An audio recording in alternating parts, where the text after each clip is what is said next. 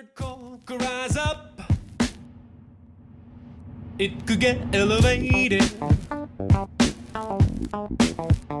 Nerkie could rise up. It could get elevated. Okay, so it's Chris and Kyle in a little toy shop. We listen to this Nerk with the money we got. You following? You following? Mm-hmm.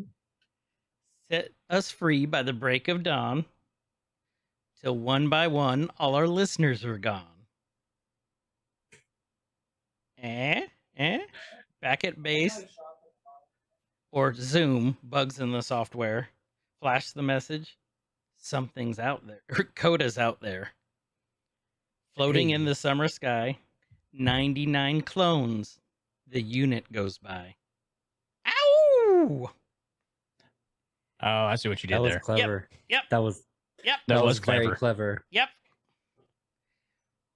Look how proud Welcome. he is of himself. Well, I am very proud of myself. I was sick all day, and You should be. That was great. I finally did something right. I did a thing and it was correct. Me waking up for work. Two, please. Welcome to Every Man's Guide to Nerddom, where we are two 30 to 40-something-year-olds who talk about pretty much whatever we want. I'm Chris. And I'm Kyle, and you guys might know us possibly from online on the Twitches as Guyver. Oh, I did it right that time. Guyver over there. Guyver UNT01. And I'm also on there, KSIG_SIG. And we have a special guest with us. Is he a This special evening. guest? He's very special. Near and dear to all of us. He is near and dear to all of us. Mr. Koda. Welcome, Koda. Thank you. Thank you for having me. Your lives wouldn't be as outrageous as they are without me in it. So like They It's wouldn't true. be. It's true. He's Mhm. It's true. Yeah. Hot mic, real hot mic. He is a Oh, truth also seeker. shameless plug. Mr. Koda is on the Twitches as well. Oh yeah, Koda, why don't Oh, you yeah. tell us your channel? oh yeah, twitch.tv obviously /Crixta KRIXDA. I think that's yeah. Are you unsure how to spell your own Twitch name? Krista. I've recently changed it, so like I'm getting there. It was Crunksta, but that didn't No, fit the It channel was too well. art before. What starts with an A? Aardvark, and ends with a K. Aardvark. That's a little college throwback right there. That was before my time, I think. That was rookie bridge camp, brother. Before my time. No, you shut your mouth. Shut your 'Cause beautiful you're mouth. old. You're I am old. man. I am old, man. Well, Ever, you're old enough to be my dad. Papa Guyver. And It's okay. unfortunately, Koda's having difficulties and got disconnected from this episode. dead. Well, welcome to another edition of Nerkies, where we are going to be Dad. we're actually going to be doubling this up coming up because the first episode of the new series that we're doing got released on Tuesday, on Star Wars Day. Mhm. The next episode gets released on Friday. And then every Friday after that, I thought it was only going to go for like 6 to 8 episodes. Apparently it's 16. 16. 16. So Koda has just committed to 16 Nerkies. You act like that is a problem for me. Like you get me started on Star Wars and I don't stop, so like it's fine. But I have to preface this because for the last ever since we started doing the podcast, Even before it's that, been minimum. Even before that, once we were talking about doing the podcast, minimum once a week, I would get a message from Coach like, "Hey, when we're doing the Star Wars thing, you're gonna have me on there, right? Like, you gonna let me talk about Star Wars? Like, yeah, I'm gonna let you talk about Star Wars. Hey, when we're doing the Star Wars thing, like, you gotta talk to Guyver. Hey, Guyver, when are we gonna?" yeah, I know, because he And pawned so Koda he is off on super me because I excited. started getting Star Wars messages too. And I'm like, no, I love Star Wars too. It's just not in the schedule yet. But here Yeah, we we're getting are. there. But We're we there are now. going to be doubling up because Loki. Here we are. Oh yeah, we got Loki coming up. starts in June, and did you hear the news? I've heard a lot of news No. lately. They moved it up by 2 days, the premiere date. It's going to be Oh. out on Wednesdays now. I think because Bad Batch is going for 16 episodes, so it would compete. That's just my thought. But they had a Makes sense. trailer today of Marvel stuff, and then Tom Hiddleston interrupted it to talk about Loki. I'll give you a trailer of Marvel stuff Really? right here. Can I see that, Father? That one felt like my dad. What? Kyle. I can't do that voice. I can't do any voice. I've got one voice. Koda knows. Like there's one voice in this. She said. Woo! Except for when your old mic would cut out, you would have balls dropped Bronco. Yeah, like they would like randomly my microphone would mess up and it would seriously sound just Like the voice changer right here. that. That's how I would sound in it. And it So, was so hard to explain that to him, like in character in RP. It'd just be like, "Yeah, your balls dropped." Why, wait, Kyle, why did your balls drop so much? I really that's gotta exactly what I sounded like, and I was like clueless. Like I don't know what you're talking about. know. I don't know what you're talking about either.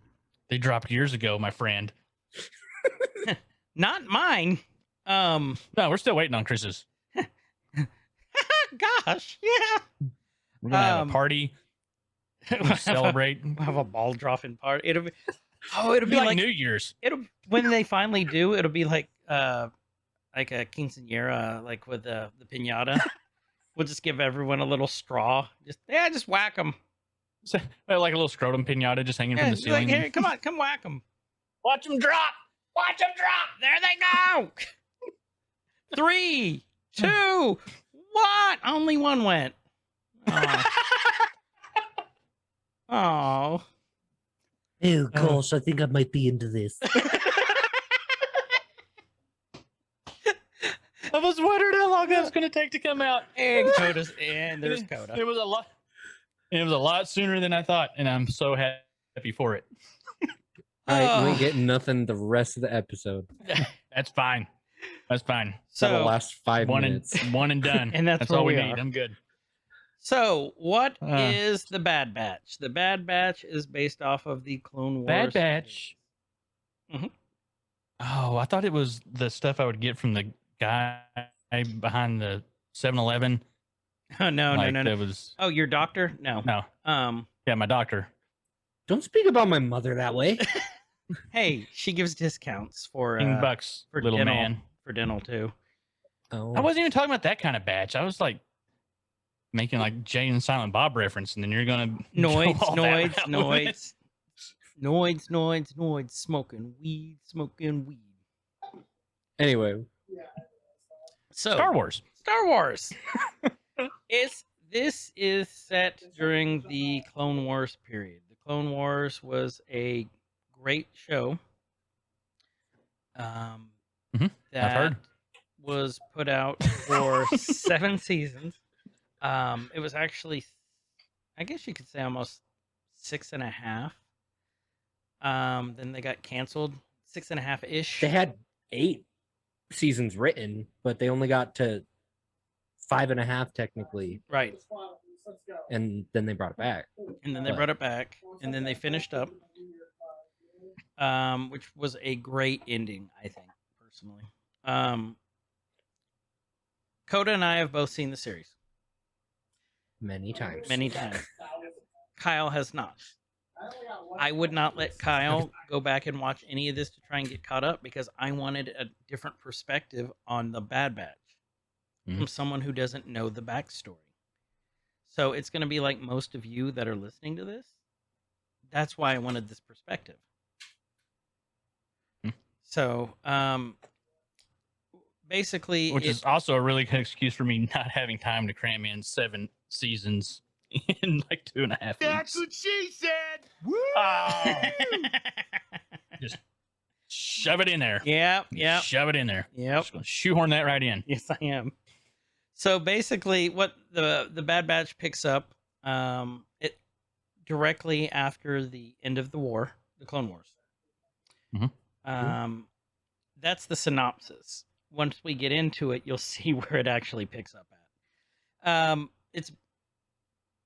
They are Clone Force 99, and they are, so if you watched any of the Star Wars movies, they're all the clones are based off of help me out here, Koda. What's his name? Jingo. Jingo. Kyle. I know things, okay? Just because I haven't seen 2 series Jango Fett. doesn't mean I'm like a complete idiot. That's fair. That's fair. That's That's fair. fair. That's fair. So they're based off of God dang Jango it. Fett. Boba is a clone of Jango, who was not genetically altered to age up quicker. All these clones were. 99, Clone Force 99 is, they call them, I guess, genetic defects. They had an issue. Go ahead. Clones with desirable mutations, I think, is how Cody says it. Is how he says it. Okay. I think that's how he says it. I think they I'm said that pretty sure. in the episode too, like in this episode. I think they said desirable, or when they were like they were given the dumbed down explanation for people like me. He's like, this is how you get this ability Right. and this ability and this ability. So They're a special force, is what they are. Different from all the rest of the clones. They actually got their name from the show, the Clone Wars episode from 99, he was at the base, and he was completely flawed. Like, I don't know if he was, Koda, do you know, was he a attempted mutation, or was he just a bad? He was just a bad batch, like the The original Bad Batch. Yeah, like the clones that would see him in the halls, they'd make fun of him and be like, "Oh, this Bad Batcher 99," and even like the trainers on Camino would refer to him like that. And Right. he became a maintenance clone. And I mean, he, like, one foot didn't work, basically. He had a hunch.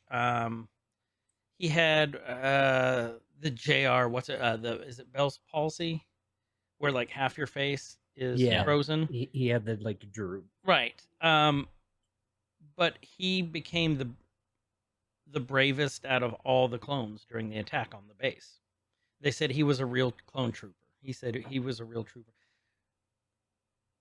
Clone Force 99 their name is based off of 99.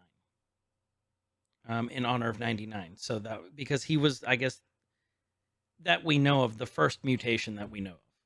Bad Batch. Unless I'm wrong. Someone jump in if I'm wrong.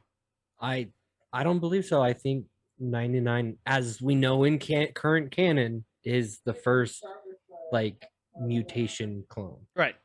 And they might change this, because this episode we're about to talk about, they changed some stuff that's canon. Oh yeah, directly. So, which is, I'm really excited about. So, okay. The clones in question that we're talking about they're led by Hunter. He's a sergeant. Mhm. He has enhanced senses, and he can detect electromagnetic signals. Mhm. Who's another one, Koda? We would have Tech, Okay. who his cognitive abilities are enhanced. Right. He's very intelligent and is also kind of good with tech, Mm-hmm. as far as I'm aware. Right. the name. Yep. Tech. We have Wrecker, who's one of my favorites. He's just the big dumb guy. He's bigger than the rest of them. He's super strong, and he's super stupid. I didn't know if I was going to like him at first Oh, because he's like great. this is so like cliche, right. and then like, yeah, I like him. Oh, he's great. Mm-hmm. So I His like helmet's freaking awesome. I like love all like the Bad Batch personally. Even with this asshole we're about to talk about is Crosshair. Okay. oh, Anderson Cooper. Okay, Yes, Anderson Cooper. Okay, I'm glad I'm not the only one that made that connection. Like, yeah. So we've got Anderson Cooper, Rambo, Dwayne Johnson, we Bucky the got- Bull.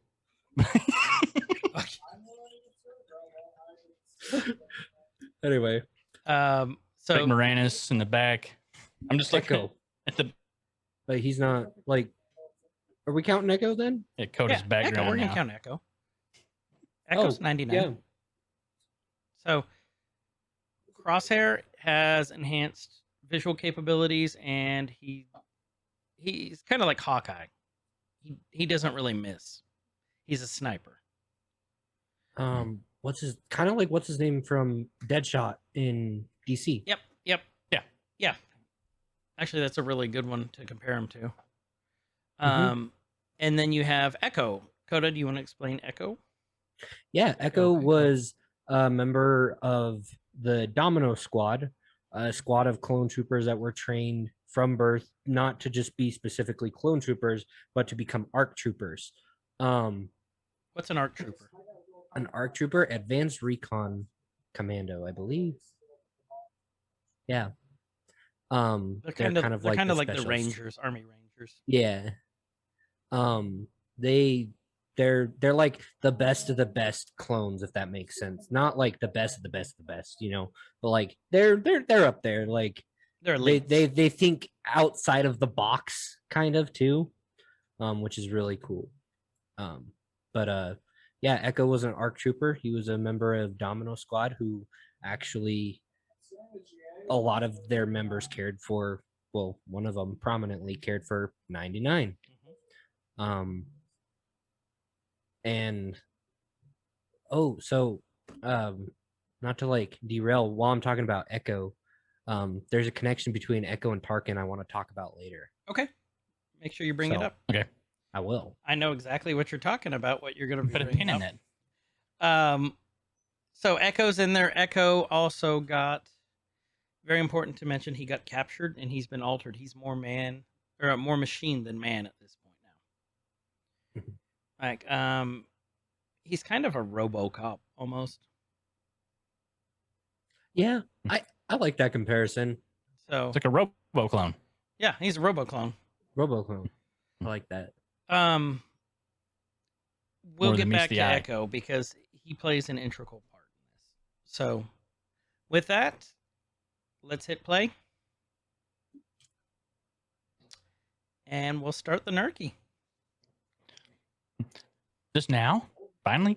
Just 17 minutes later, yes. You guys started from 0, right? Uh-huh.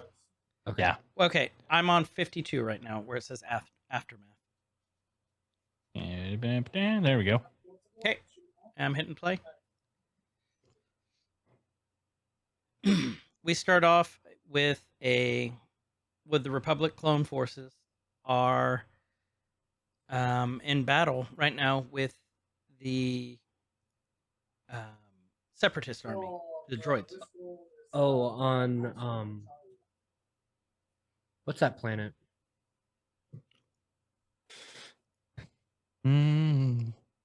Where they first started off, like at the beginning of the episode. I can't remember what the planet's name is.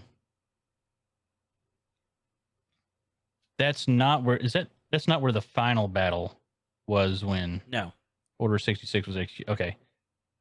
Battlefronts across the galaxy. I Did they don't know. ever It's tell cutting back and them forth. No. They're just showing like different. Are you talking about the planet where like the episode actually like kicks off Right, after they right. show Grievous? Okay. They do, I think, but What's up, Koda? Caller? We're talking about the snow planet, right? Yeah. Yeah. Well, World of Caller. I'm talking. Right now, it's on the recap where they are Oh. at first. Oh, so like the very I beginning. think very they're just beginning, showing because- random battles. Oh, okay. Because this is pretty important to tell, because we show this is catching up people who haven't watched or know the Bad Batch or know what happened to this part, Yeah. but have watched the movie. Okay. So, they talk about how the Jedi has thwarted the attempt to kidnap, go for Palpatine. Mhm. And then Maybe just think like an old school switchboard operator. Go for Palpatine. go for Palpatine. Go for Palpatine. Palpatine. And then they briefly show the Battle of Yarbama. Yep. which is awesome. thanks, Urbana. why is that important, Koda? The Battle of Urbana. Mm-hmm. That was the last battle that Anakin and Obi-Wan fought in before the Battle of Coruscant. Before they went Woo! I know my Star Wars. So we go through all this, and then we go onto this snow planet that we're on right now. Well, we don't know if it's a full snow planet or if it's just like winter. Yeah. But Planet with literally, snow on it. it had snow on it. They could make snow cones. I'm sure there's a lot of yellow snow from the troopers. Little snowman. Little snowmen. Literally, we're at 1 minute 21 seconds, and I screamed like a little girl within 10 seconds of this part. I may or may not have started waving my arms around like my children and smacking my wife, going, look, look, look, look, look. I had the exact same reaction. Like poor Zach's arm is just like was dead because I was just like hitting him. Yeah. And he just kind of looked at me like, what? Yeah, and like, don't worry about it. You like it. They talk about the Republic clone troopers. They're in is it Kalar? Yeah. Yep. Now they're on Kalar. And then they said led by Jedi Master Depa Balaba. Depa Balaba. I The can missus never goes, say that. yeah, I can't either. The missus goes, what did you say? I said, it's Depa Balaba! Depa Balaba! Because I was getting really high with his it, meds too. again. Yeah. Like he's off his dad's off his meds. Don't put it out with your boots. Depa Balaba is super important. Very. Why is Depa Balaba super important? Depa Balaba plays straight into canon for Star Wars Rebels. We're going to find out more here in about 10 seconds. So we hit play again. So the Depa and the troopers they're losing bad. They're waiting for reinforcements. I mean, they're losing. They're just overrun. There's too many droids. Things are looking very bleak. They destroy it. Looks like their only tank. The clone's only tank. And is Balaba in gray talking now? Yep. Okay, so then we hear someone say master, and in comes this younger person in a Jedi robe and the Jedi hoodie, Mm-hmm. the Jedi onesie. If you know Rebels, if you know history, you already knew who this probably was, but we don't find out here for a couple seconds. But then you listen to his voice. She says, Caleb. This is Caleb Doom. Mm-hmm. I lost it at this point. Caleb Doom was a Padawan at this point. Caleb, who becomes who, Koda? Caleb Doom becomes Kanan Jarrus In Rebels. in Rebels. So this was super exciting for those of us who watched Rebels. I'm here. Kyle, God.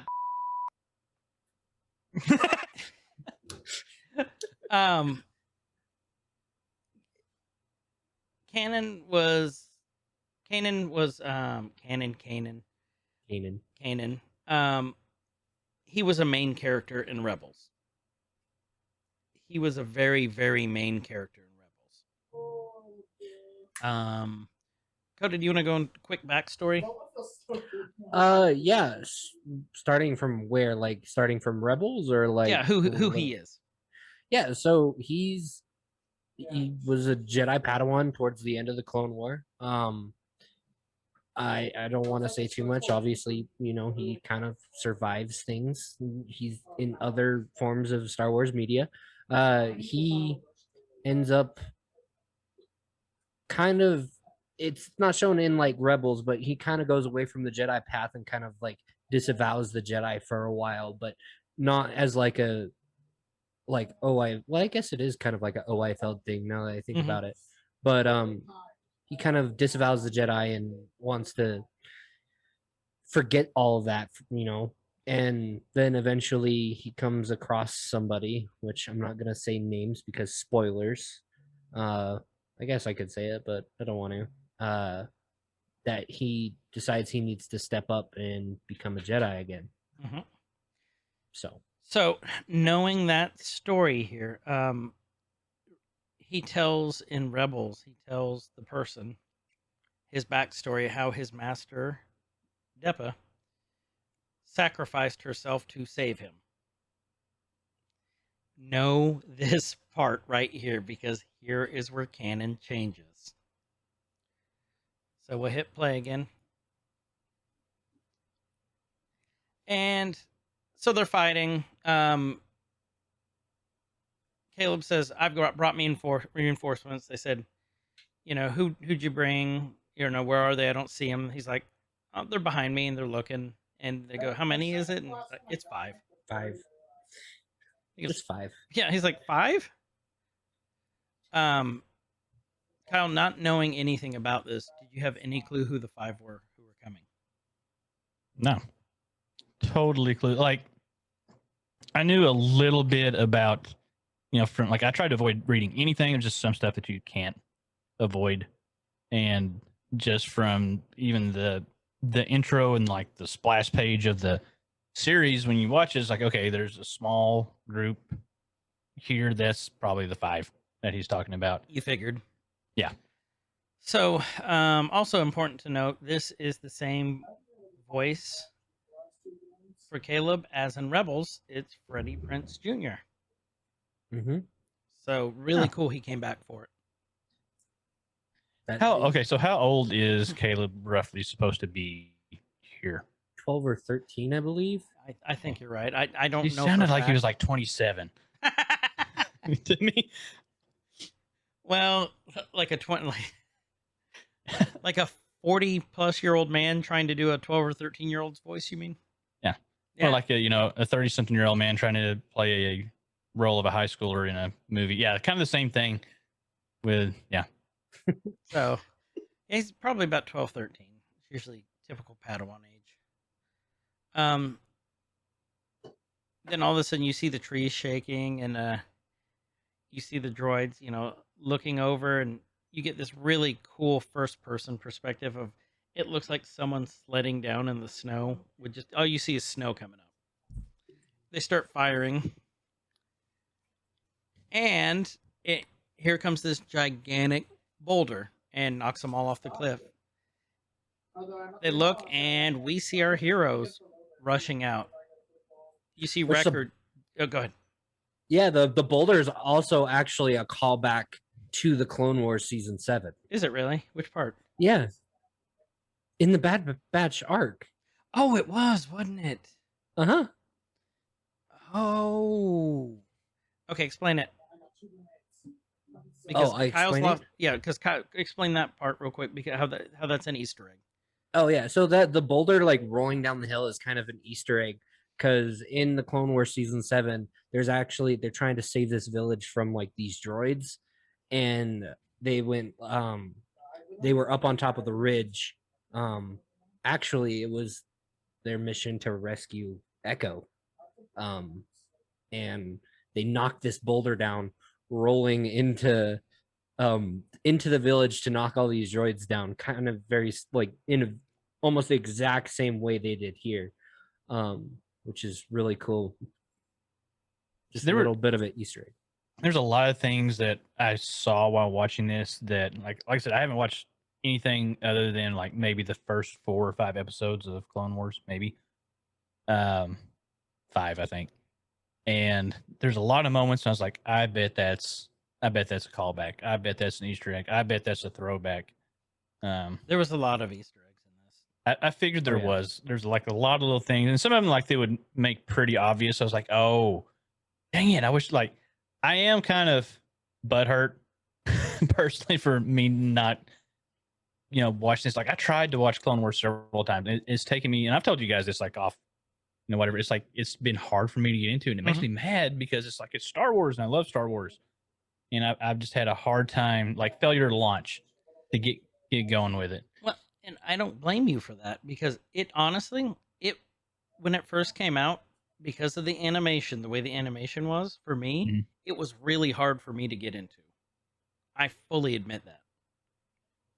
I kind of powered through it. I remember watching it as it came out as a kid. It wasn't like I started watching the first couple episodes of season 1 and then I kind of like stopped and wasn't like on it like, oh, like right as the episode came out I was watching. I would stop and then like catch up a couple episodes later. And it wasn't until like the Zelu Beast arc in season 2 where like I'm like, okay, this show's starting to like get good. Like they did Godzilla, right? Basically in Star Wars. And so I got to that's when I started watching it every single time, and then season 2 ended and I was a butthurt little kid. So and we hate you right now because Kyle and I were in our 30s already when this came out. Were we? No, it came out. Was it like 06, 05, 06? Kyle was in his early 50s. You're older than me, Hey, No, we're not Clone talking Wars about came me out. right now. sir. Clone Wars came out in 2008. No. 2008. Yeah. You are older. 2008. Okay. Shut your beautiful mouth. You want to know how old I was? I was 10. And Koda's been a great guest on the show. Thank you, everyone. All right, signing off. I'm out of here. All right. It's my bedtime. Doodles, I'm gonna doodle. No, okay. Well, part of the reason I probably would have watched it then, I didn't have cable. I was fresh out of college, living in a little apartment that I was like, I'm not paying for cable. I don't So blame you. I didn't have internet. I had like 7 Blu-ray movies. That was it. So yeah, that may have been why I didn't. I don't blame you. Well, okay. So what I love about this so far is like literally we are 3 minutes into the episode and they're already capturing the spirit of the Clone Wars, the TV show. Like from the animation to the writing, just everything, like the music. The way like the camera pans over certain things. Right. It's That like you wouldn't see in any other like animated children's TV show. Like they really shot the entirety of Clone Wars as a movie. Yep. And a lot of people don't see that. well, and one of the things I was telling Kyle about is, we'll get into this more when we do Clone Wars itself. I saw an interview with Dave. How do you pronounce his last name? Baloney. Filoni. Mm-hmm. He said that he went into every arc of the Clone Wars. If you watch Clone Wars, it's usually 3 episodes to make up one arc in the season. So, I mean, it could be like, like 20 episodes in the season or, like 27. But it'll usually be like 3 episodes to make up one big part. And then that part doesn't necessarily carry over to the next part. So you could go 1 through 3, 4, 5, and 6 didn't necessarily carry on any of the story from 1, 2, and 3. Sometimes they did. He said the reason he did that was because it was on Cartoon Network. Cartoon Network is notorious for canceling stuff like in the middle of seasons, and he wanted it to feel complete. So if they came in and canceled it at any point in time, you could feel like, oh, cool. It's done here. It's not incomplete.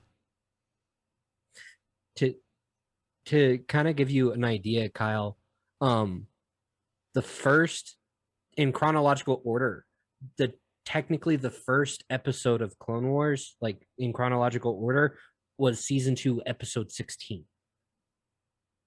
Oh, okay. I remember me and you talking about this. You said there was some throwback, or like not throwbacks, but like there's jumps. Yeah. Yeah. There's a lot of jumps. But yeah. Until around like mid season 3, and then it kind of settled down a little bit the way they were doing things. Oh, yeah.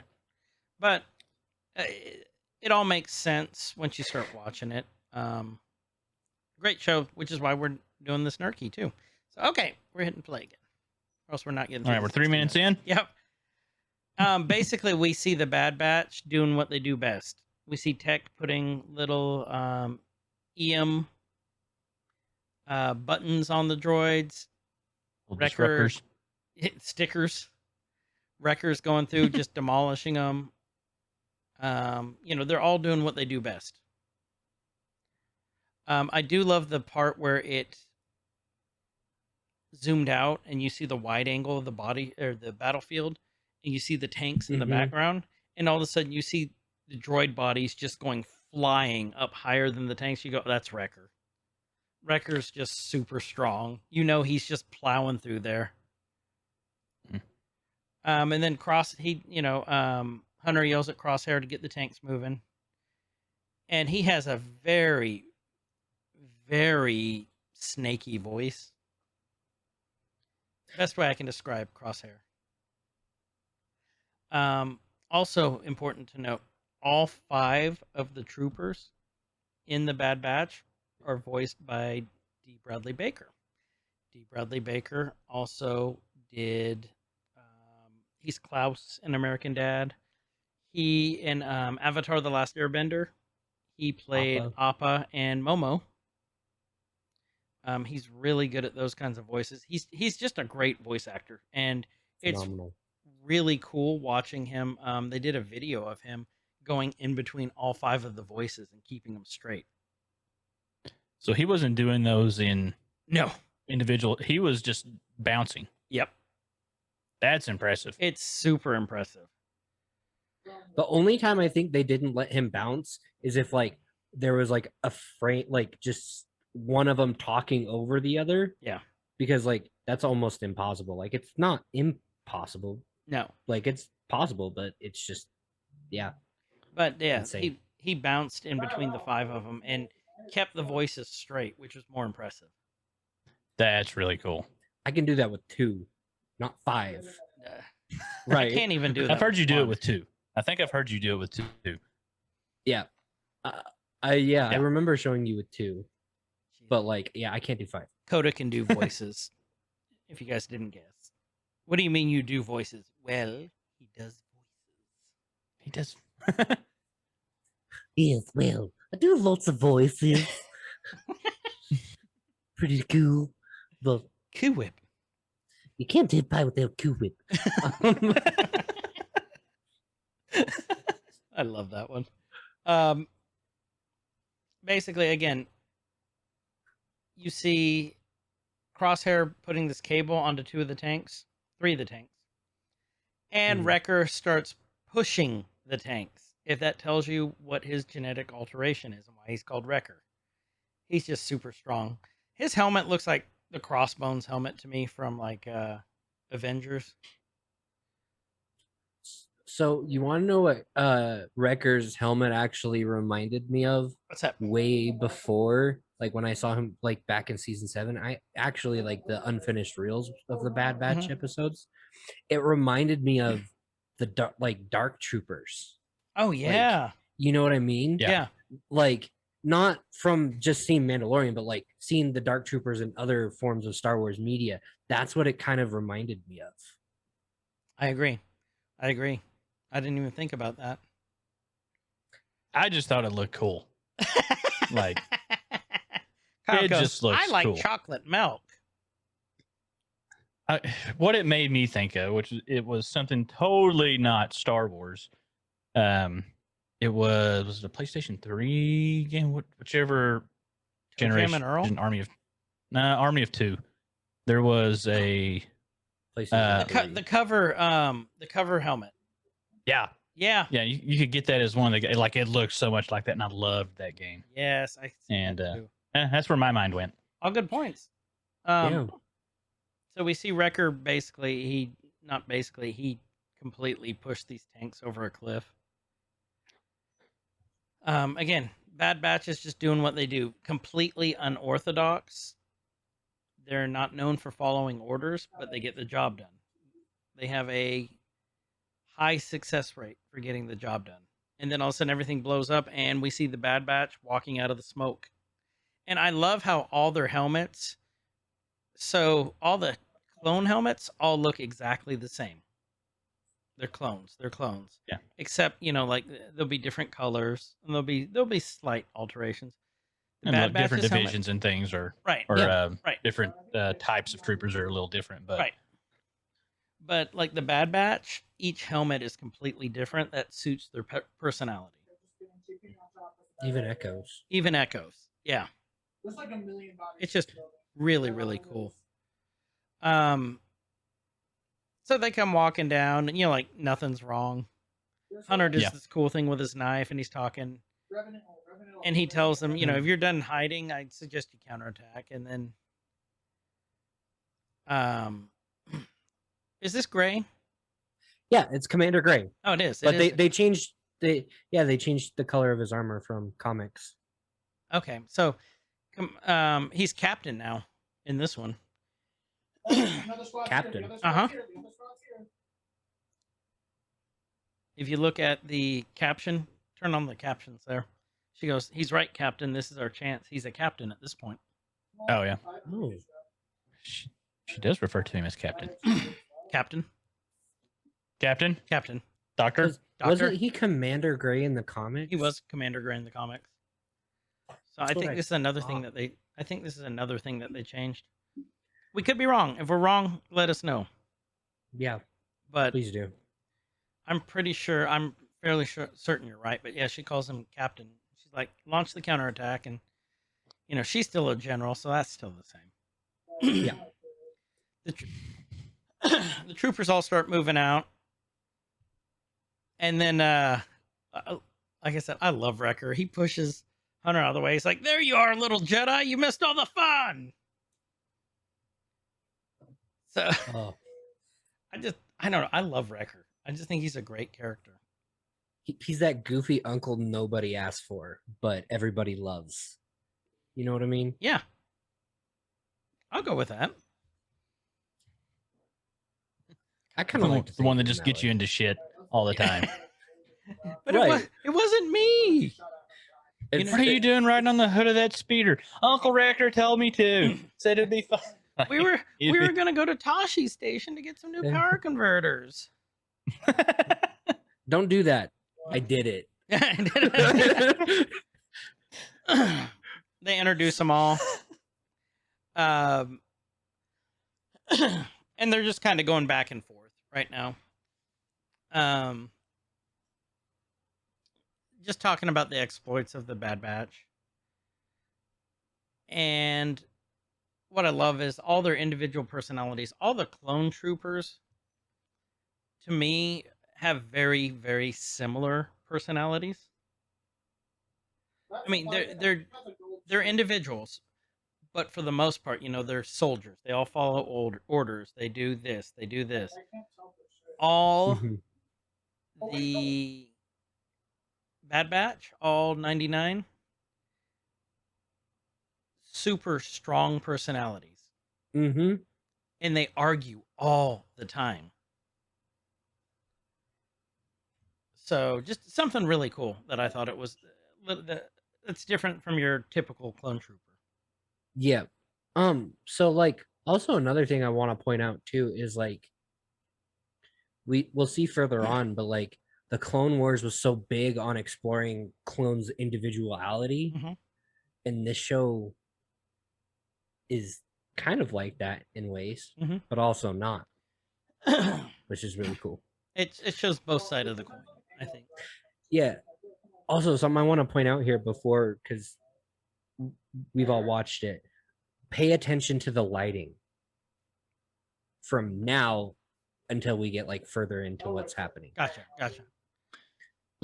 Something I caught, since we're going to be talking about just the visual of everything. And Chris brought this up earlier that they kept the same style. You have the real angular type animation for pretty much everything except for like Wrecker. Maybe he's a little rounder, but everything still kind of has that same style. But from what I can remember from what I saw, which it was just the early episodes, so you guys can tell me if it changed later on, is that the detail of things as you get up close seems more detailed. No, than what absolutely I remember from the animation from the original. Like the style is still there, the angles are still there, the shots are still there, but like where I'm paused at right now, which is like at 6 minutes 55 seconds, so you get a really good look at one, you get a really good look at Rector's helmet, you get a good look at, I think that's Hunter and Crosshair there, so you can see like the grain in the armor. Yep.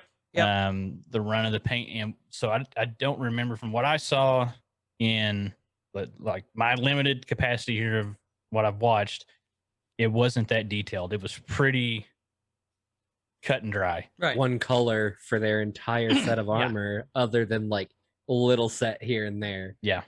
Well, I'm at 610, and there's a close up of Yeah. So like Tech. the original series is like RTX off. And then yeah, I go 610, like right there. Yeah, well, yeah, you can even see like where they're lined up there, and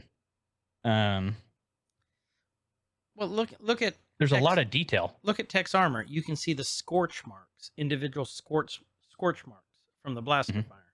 You can see the 01. You can see the skull. And on- like, you know, sorry, go ahead. Go ahead, Koda. Oh, so like, you know, like on the little tiny edges Mhm. of their armor where Mhm. there's like it goes to a fine point, you can see that like that part of the armor has been scuffed more, like on the Mhm. a corner of it there's like less paint around that edge, and then going up more there's more paint, but there Yeah. you know what I'm saying, like But it's I like noticed that with- it's something. Look at his What- nose. Look at his nose right there. You can tell that they did that part themselves because it looks like a Sharpie. They I mean, well, you 'cause- see it with the shock troopers later on too. With the red, Yeah. that it's not like a solid red, like it's Sharpie. well, it looks battle worn, or looks like it's the way it's painted. It's not like somebody just took an airbrush and shot a straight line across it. Like there's grain to everything. Well, you know why, right? There's a lot of schmutz on them here and there. It's because this is towards the end of the war, so they're running out of money, so they had to order everything from galacticwish.com. I see. That's From the why. outer rim. It's Okay. from the outer rim, the very, very outer rim. The very outer rim.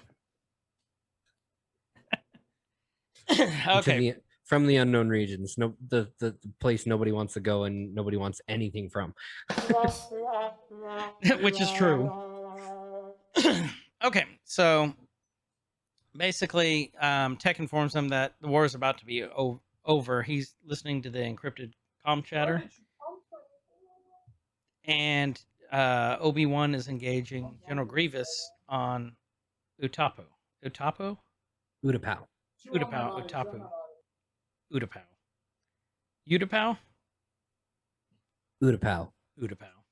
Koda can correct us on a lot of the pronunciations. I'm just reading at this Yeah. point. So usually I kind of have to do that anyway. So Which is true.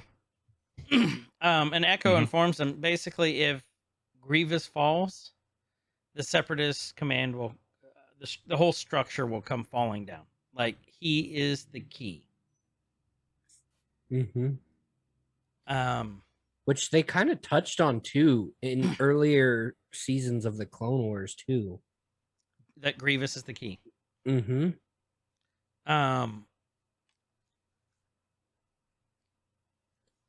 And then you know, like I said, it's just back and forth, and they basically Hunter asked, do you have orders, or should we just do what we do? And they're just like, go do what you do. I Um, love how Depa asks Kanan there, what do you think we should have him do? Right. And they're like, we move fast. Cool. They go on. Caleb and 99, Clone Force 99, go off. Bad Batch, they go off.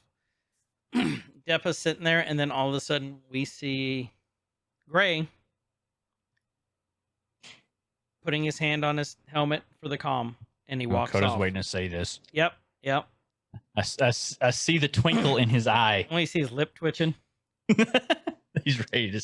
Okay, To say Koda, this. go ahead. What? God dang it, bless it. Hold on. You guys can't hear this right now, but it's on the Roadcaster, so we'll hear it on my copy. Mhm. I'm pressing the it's sad trombone and the crickets playing at the same time. I'm sorry. I got like I forgot to hit pause and then I got like into it. Well, I figured you'd really want to say Execute order 66. There it is. What? There it is. There it is. And we see That's- Palpatine. the twinkle in your eye was you watching the show over again, not getting excited to say that. No. Okay, so Palpatine appears, and what does he say again? Again. Yes. Yeah, you gotta make up for it now. Execute order 66. Woo! Woo! um, That makes me happy. I don't know about Al, you guys out there. you know what order? It makes me very happy. You know what Yes, I Order know what- 66 is. Yes, I know what Order Well, 66 Yeah, is. I know. And That's why I'm letting you jump in and explain what Order 66 is for those people who don't know. Order 66 is when Palpatine basically flipped the script on the clones and turned them, or ordered them to kill all the Jedi. What was the claim that they had taken a attempt on his life, or they attempted to kidnap him? What was it? It was an attempted assault on him, but that's what they told Yeah. that's what they told the Yeah. planets. That was In the the Senate. guise of it. And so when I saw that, I was like, "Ooh, this is when this." Like, I didn't know the time frame of the show. I thought this was going to lead up to it. I didn't know this was like, bam, here we go. It's happening now. Yeah, And, when they were talking about the Utapau chatter, like Tech was saying that, Mhm. I looked at Zach and I'm like, oh, we're right there. Like we're like right there. because you remember from the movie, like, I think I'm remembering correct, that there were scenes like outside of there, like they showed everything happening. But so it's cool to see like another. Well, this is a more I think like a more personal scene of it happening, because you saw flashes in the movie, right? Mhm. Like just turn and kill. But this, like, you had the build up to it happening away from the actual, like, the main battle when that was going on. So I thought that was really cool to see a completely different perspective of what happened when 66 was called. Oh. That's all All right. that too. That's all right. All of a sudden, it hits, the switch flips, and Gray immediately fires on our Jedi. Hmm. Caleb looks back, and she's going after, defending herself from all the clones that are around her. Caleb's trying to help, but if you look, the Bad Batch is still running, and they look to see what's going on, which means they are not affected by Order 66 that we Mhm. know of. You take 66 and you turn it upside down, you get Uh, nothing. 37, James 99. Cagney and the Sunshine Band. Thank you, Koda. God dang it, Chris. Also, the part where they stop and they turn around to look, Mhm. you hear Anakin's Dark Deeds start playing briefly for just a second. The Really? music. Yeah. At about 7:40, Uh-huh. you'll hear the start of Anakin's Dark Deeds. Really? Ah. I'll have to go and Wow. rewatch that part. Mm-hmm. Okay. It's just the beginning where it's like da da da da da. Okay, that's awesome. I didn't catch that part. I don't think I did the first my 8 first times. viewing. How many times have you watched this episode? Admit it. That's the first step. 5. Oh, that's great. My name is Dakota, and I have a problem. But you know what? It's a good problem to have. Right. She tells Caleb to run, and then all of a sudden we see her screaming. So we pretty much know what happens to her at this point. She gets overwhelmed, and we see the Bad Batch saying, "Hey, wait, kid, we want to help you," and he didn't trust him. Do you blame him? Not at all. I don't. Not at all. Now you'll notice as they're descending into the forest, the whole lighting of the episode just completely changes. That's what I'm waiting to see here.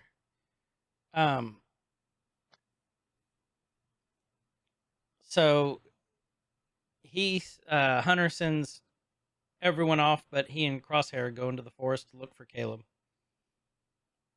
And so they go into the forest.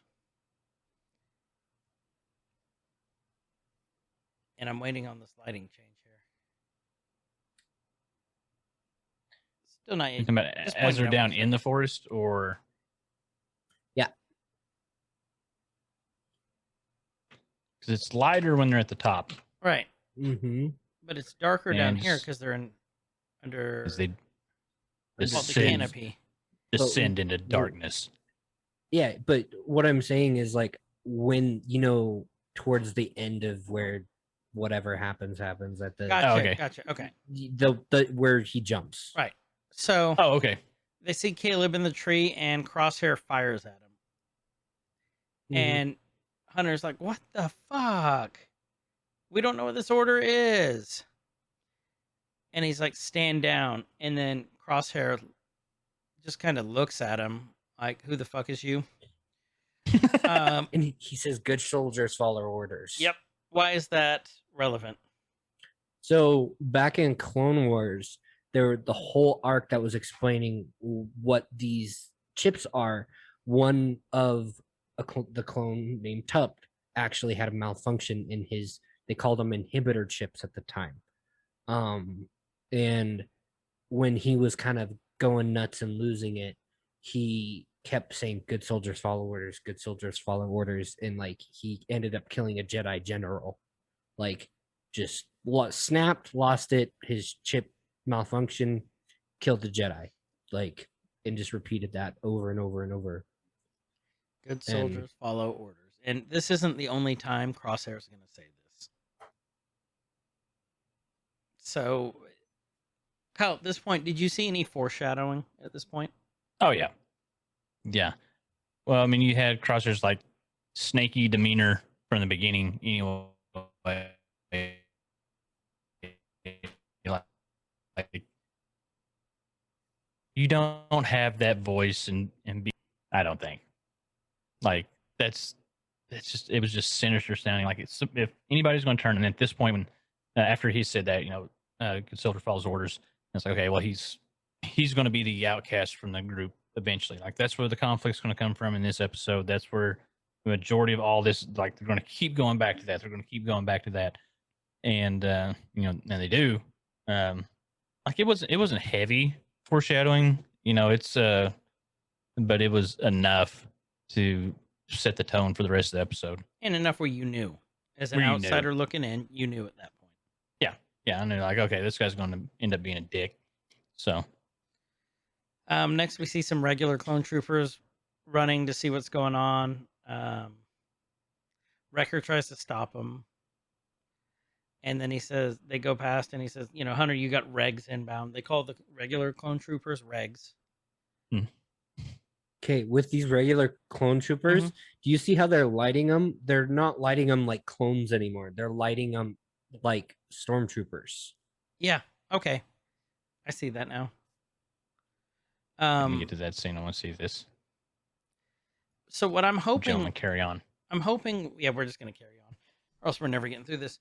Yeah. I'm hoping that this shows, which I think it will. This series is going to show us the transition of clone troopers to conscripted soldiers. The kids that they basically steal, or the people that who believe in the Galactic Empire, and change them into stormtroopers. And we thought the Jedi were bad. Yeah. For doing that. No. This is nothing. They find Caleb again. Try and kill him. Hunter's like, I'm not here to hurt you, and Caleb runs off. Again, Koda had a point. Do you blame him? No. Mm-mm. He runs to this cliff. So again, this is what's changed in canon. This is what's changed since Rebels. This never happened in Rebels, but this is now canon. How the Bad Batch tried to help out Caleb. So that's one. That's one. I don't know if that would be a small change or a big change. So it didn't technically, like, the only thing that I think was mentioned about Order 66 from Kanan in Rebels was that, yeah, they betrayed me, and the Inquisitor was interrogating him, like, what was the last thing your master said? And he said, run. And that's what she said. But where we actually saw Order 66 from Caleb's perspective was in the comics, the Kanan comics. And so they kind of almost did a little, I guess it was a moderate retcon of that comic. So, Like the first 2 issues. right. So, thank you, Koda. Mm-hmm. Basically, he's trying to talk Caleb down. Caleb is on the edge of this cliff, and then he jumps. And I will totally admit, I was surprised at this one. I thought he was going to jump down into the water. I think so did Hunter. He ended up jumping the cliff, looking at him, and running off. Sharpshooter. I see what you're talking about here, Koda, with the lighting, how Hunter's lit, how like the side of his face as he's trying to do something good. Is that where you were hinting towards? Where he's lit up, favorably, like you do the hero. And it's tonally getting darker as they're split apart, where Caleb jumps. Mm-hmm. Mm-hmm. Like he's in the light when he lands ish, Mm-hmm. but he runs off into the darkness. And you notice when they're leaving that the light is slowly getting dimmer too. Yeah, and then when the clone troopers come up, even though they're in the light, you see the shadows like a stormtrooper's armor. Yeah. Mhm. I see that. Yeah, they're more dimly lit in the front, like they're darker all around, I guess. They're kind of almost like white and blacked out, if that makes sense. Yeah. Right. No, it makes Very total dull. sense. So, Sharpshooter asks Hunter, where'd he go? And he's like, I shot him down when he jumped. Didn't survive. Remember that, because that's going to come up. Next thing we know, we see 99 coming out of hyperspace, going home to Camino, and Sharpshooter. All the clones have their helmets off, except for Sharpshooter. I don't know if this is some sort of foreshadowing or not, but everyone has their helmet up but Sharpshooter. I'm pretty sure it was intentional. To show that he's drinking the Kool-Aid. Yeah, in the Clone Wars, when we see Order 66 executed, you'll notice that every single clone's helmet is on. Mhm. And that's kind of how they strip them of their individuality. Almost like droids. They almost literally become like droids. Yeah. And there's someone in this episode who hates droids. Basically, you see Sharpshooter. He is just questioning the shit out of Hunter about, did you say he died? He's like, usually when someone falls, you look down and not across. You looked across, and Hunter just kind of gets up. Whatever. This is just showing more friction. They're in Camino airspace now, and then 2 V-Wings come up on it asking for their clearance code. And they're like, what are you talking about, clearance code? This must be some sort of training. Again, this is very standard for the Empire at this point, too. So we've gone from the Republic to straight on full-on Empire at this point. Well, you can see the troopers moving around on base are more. It's gives you more of that Empire feel, like Uniform. Yep. Yeah. Bad Batch comes out. The PA announced level 5 lockdown remains in effect, and then they look and there is some shock troopers in red who appear, and they say, "Shock troopers, what's the Coruscant? I can't talk tonight. Of course you can't. Coruscant. Thank you. Coruscant. Coruscant. What's the Coruscant guard doing here?" And I'm like, "Oh shit! They're already getting into this." That's our Red Guard, ladies and gentlemen. I think that's the start of the Red Guard, personally. That's what I was starting to get the feel of. The See, elites. And that's what I always thought too, is that was kind of the start. Mhm. But I also kind of always thought back when I was a kid that the Senate guards, the blue Senate guards, Yeah. were kind of the start of that. But then as I watched more and I saw the Coruscant Guard, it made more sense that that was kind of the precursor. Right. I think they just stole the Senate Guards' costumes, is all it is. Yep. And then, they're questioning the guards, and, they were always kind of dicks to the Bad Batch, but it just seems like the dickery has gone even higher at this point. The dickery has raised. Okay. If you also notice, they're all the ones without their helmets on, except for the Sharpshooter. crosshair Or Crosshair, yeah. sharpshooter. You're playing without me now, huh? His body language too, you'll notice it's really tight and tense, and they're all like really relaxed. It is, isn't it? But wasn't he always tight and tense, though? Yeah, but it's even more so now, almost like he's uncomfortable. Right. And he kind of pushes through them. He doesn't take his helmet off until they get. He doesn't take his helmet off till they get back to the barracks. Right. Does he? Nope. Okay. Puts his little toothpick in. Mm-hmm. Oh, angry Anderson Cooper. He is angry, Anderson Cooper.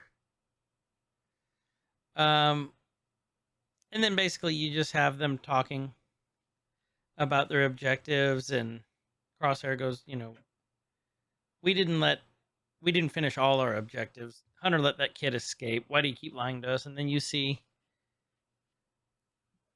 the two of them just going at it. And then Crosshair tells him, an order is an order. You can see it. You can see while the rest of them are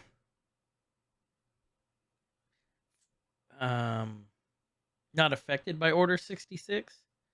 This is the point I started thinking, okay, maybe Crosshair, maybe it's hitting him. Yeah.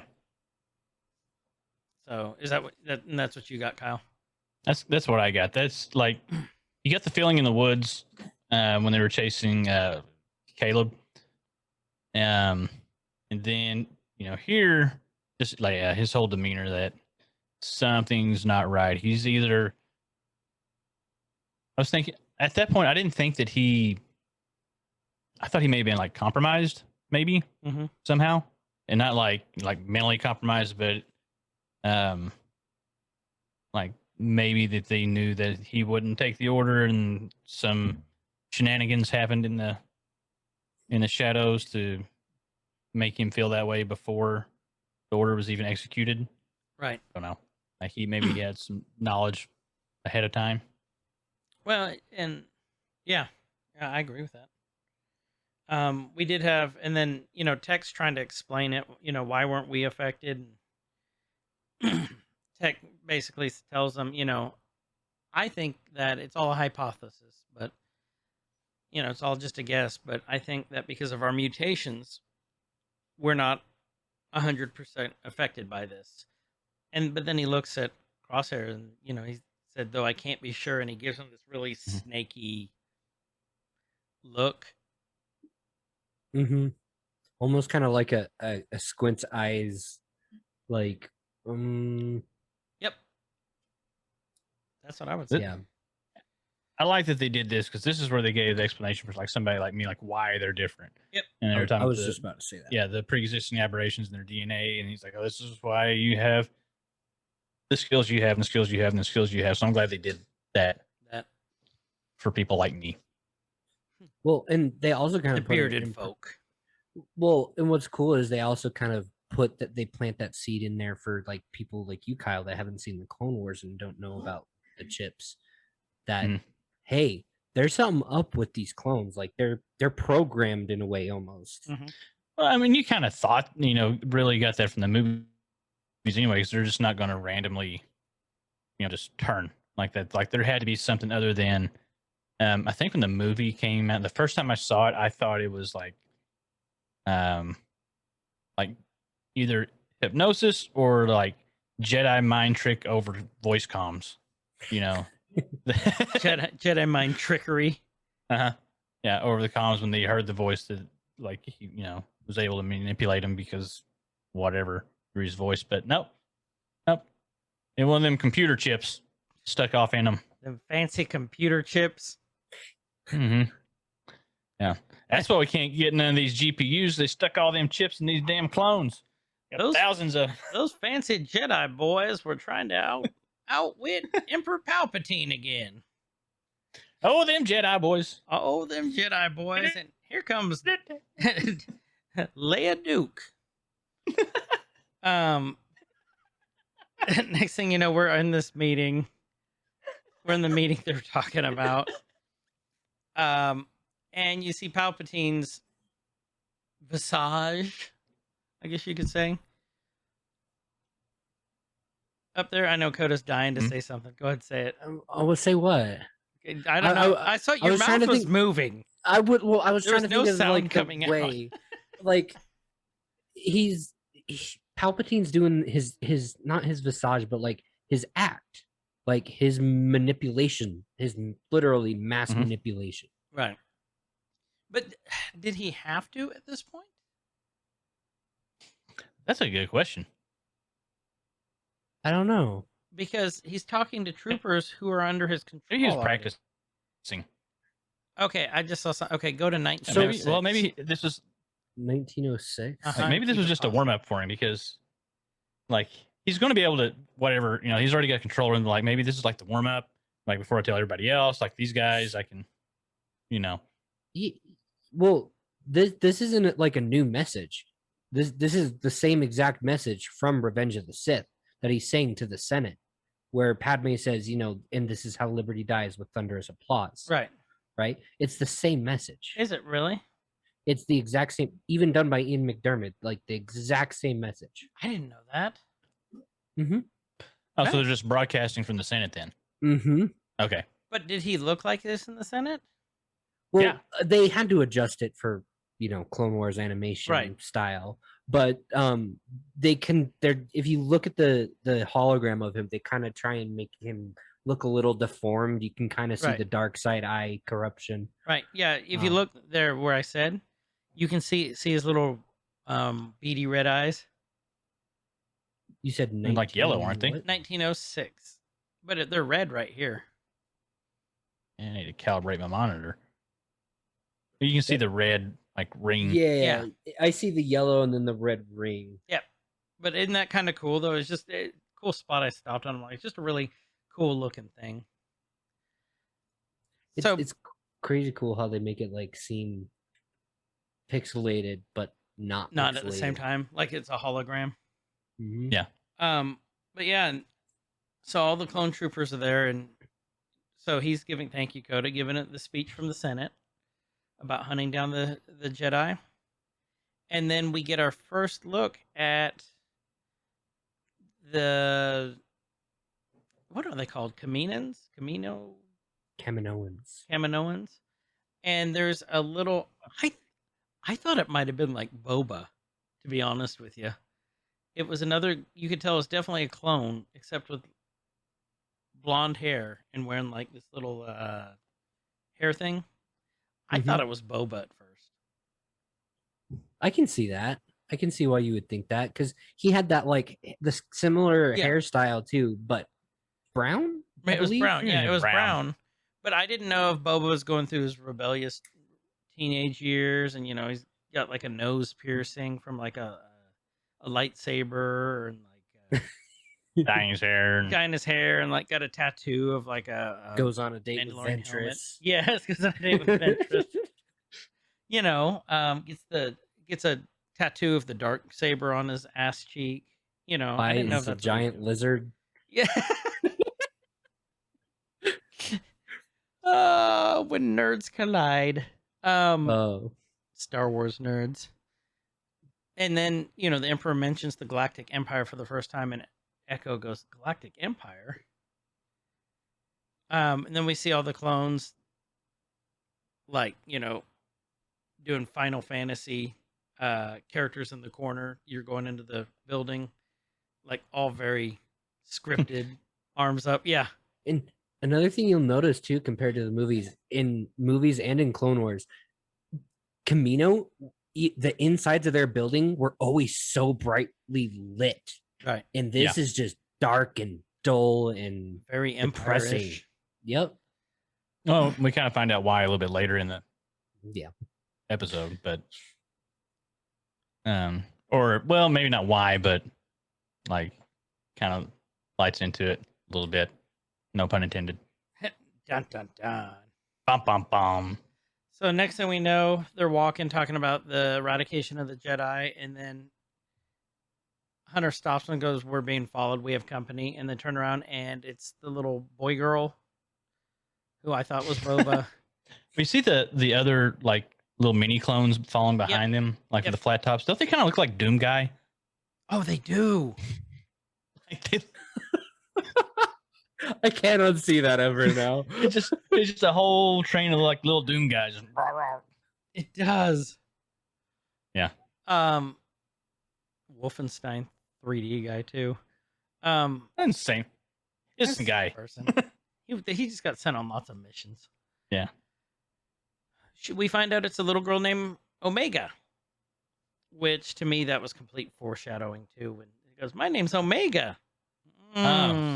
So you're it, huh? You're it. So I called it, and Zach hated me for it. Like, I'm not gonna say it, but like I called it because of the accent. Yeah, I can see that. The New Zealand accent. Mm-hmm. Oi. Hey, oi.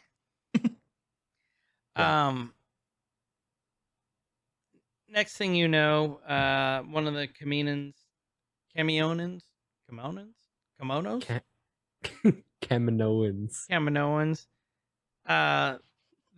Komodos, I'm just the loving you struggle through this. It's made my Clamatos. We'll go with that. the Clamatos. Key Largos, Montegos. What sucks is I know this shit. I'm just struggling. You're just letting me shine. It's fine. Yeah. Well, that's nothing new. Koda's time Now to shine. Now Koda's the winner. Now Koda's the popular one. Everything's coming up Koda. Koda, yep. Hey, my initials aren't D star for a reason. Oh. It was D's nuts, but he changed it to D star. Yeah. Oh, dude, I can do this thing. I think I got that. Oh, that's the want. I don't know do the want anymore.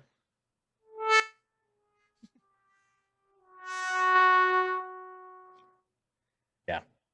I was about to be like, Oh, that one? Yeah. Okay. We get yeah. Rim shot. I did it too, but it's on the board. Next thing you know, that we see them going to greet a dignitary, and it is Admiral Tarkin. Not quite a Grand Moff yet. Oh yeah. I thought for a second there, I thought you said Grand Admiral, and I'm like, whoa. No. For a second. No. There's only one Grand Admiral. Yeah. That's Thrawn. So next thing you know, he's sitting down with the Komodo dragons, the Prime Minister of the Komodos. Mhm. I'm not even gonna try. The El Caminos. The El Caminos. And they're like, Try to clone a truck, try to clone a car. That's what you get. shit. You Dude, get a bad batch and a truck car. and a Okay. truck car in a good batch. Mhm. Um, In a good batch. in a good batch. They're The existence of a bad batch insinuates that there's an existence of a good batch. so there must be a good batch somewhere. You had the bad batter, and then we got the good batter. What? Caminoans kind of look like a Stretch Armstrong that you stretched too much and like held it Never went back. and just like you didn't let go, and so like just stayed that Just way. got stuck. Yeah, it does, doesn't it? This is what we got now. Like,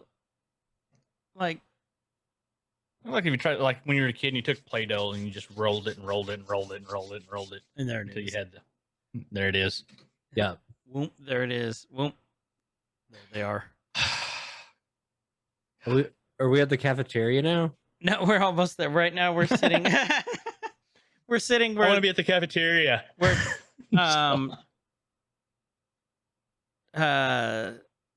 he's talking to the prime minister, and they're saying, that basically they start discussing that Palpatine wants to end the contract, even though they have a long-standing contract. They don't want the clones anymore. He's there to evaluate whether the clones have merit still.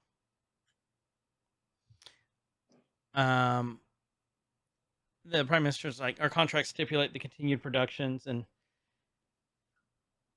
he says, your contract was with the Republic, which no longer exists. Classic corporate restructure to screw the little guy. Uh-huh. Yeah. That's exactly what it is. The Admiral, they just go back and forth here about how, if the clones are efficient or not. We know that Tarkin hates clones to begin with. Never liked them. So to me, at this point, I've already figured out, he's there to either kill all the clones or shut them down or something. I don't know what direction they're going to take, because right now this is their army and they don't have the stormtroopers yet.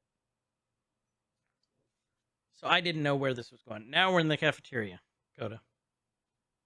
Yep, I just transitioned. So they're just, the Bad Batch is all sitting at the lunch table. They're all just talking about, whether they're being controlled or not. And Wrecker just gets really, really loud, and everyone stops to look at him. And then they go about eating, which makes you think that this happens all the time there with him. Yep. What happens here, I just kind of assumed was one of those throwback nod things. So I think it happens like on a daily basis anytime Clone Force 99's there. Again, they're talking. Omega comes and sits down again. You can't help but not like Omega at this point, I think. Yeah. And they're trying to tell her to buzz off. Like, Hunter's like, don't you have someplace to be? She's like, no, I'll stay. She has such confidence too, and she's like, is just like, nope. No, I'm good. And the text like, Let's sit at the cool well, there's a table, or the- first. So he's like, don't you have somewhere to be? Where's your parents? And she's like, parents? And then some of the regular troopers come by and go, look, the defect squad's got themselves a new recruit. Mm-hmm. Again, everyday stuff. The Bad Batch doesn't say anything, just looks at them. And all of a sudden, one of them gets like some sort of water balloon potato? A tomato. A tomato. A Thrown tomato. at them. And, Record's like, I like this kid. And basically, it just goes back and forth the banner. And Echo's just looking just very defiant, I guess, at this point. And you see Wrecker in the background just giving the same... I don't know if you guys notice this. It's the same face, basically. it's the same sneer that they're doing. They all have the Um, same sneer. They all have the same sneer. But they all turn There's a lot around of that same sneer like all through the cafeteria. all the time. Yeah. And then all of a sudden they're walking and a tray comes and hits the trooper in the back of the head. And it's Wrecker with like 3 more trays balancing him and said, oops. They go to attack and basically a big fight happens and Echo's like, not again. And everyone's starting to fight except for Crosshair. He's just sitting there eating until someone fucks with his food, and then he joins the fray. Very accurately tosses a tray across the mess hall there. Extremely. Echo has the upper hand at this one point. He's down on the ground, though, and then he looks and sees the Prime Minister and Tarkin up there watching. And then all of a sudden, next thing you know, he's waking up in a lab.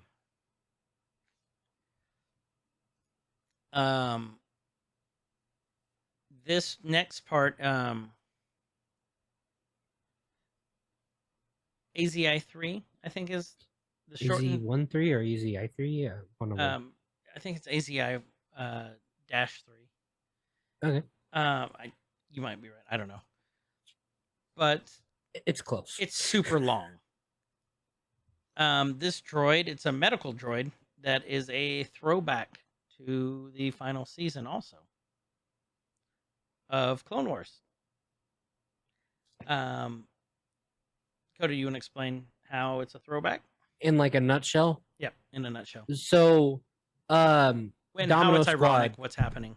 Yeah, it is a little bit ironic. So Domino Squad, which Echo was a part of before the Bad Batch and before he went missing and was basically taken, one of his brothers, Fives, the clone I talked about earlier, Tup, whose inhibitor chip malfunction. Well, this droid helped him remove it from Tup. And then when Fives realized it was a bigger problem, they ended up removing Fives' inhibitor chip too.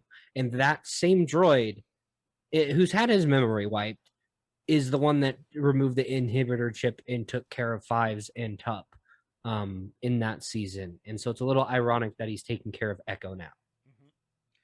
And I was trying to remember who the voice actor was for. I'm like, I know his voice. It's the same guy. He does a lot of different characters, but it's the same guy who does in the new Muppet Babies show, who does Gonzo's voice currently. So just a little Easter egg.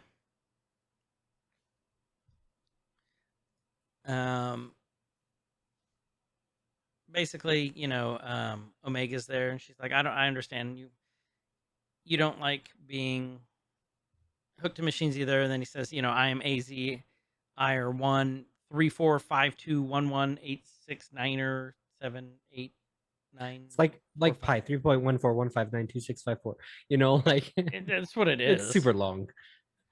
Also impressive. Okay. Super impressive. But he wakes up. They're sitting there. And they're just going over. He goes, okay, you guys may want to take some time to process this.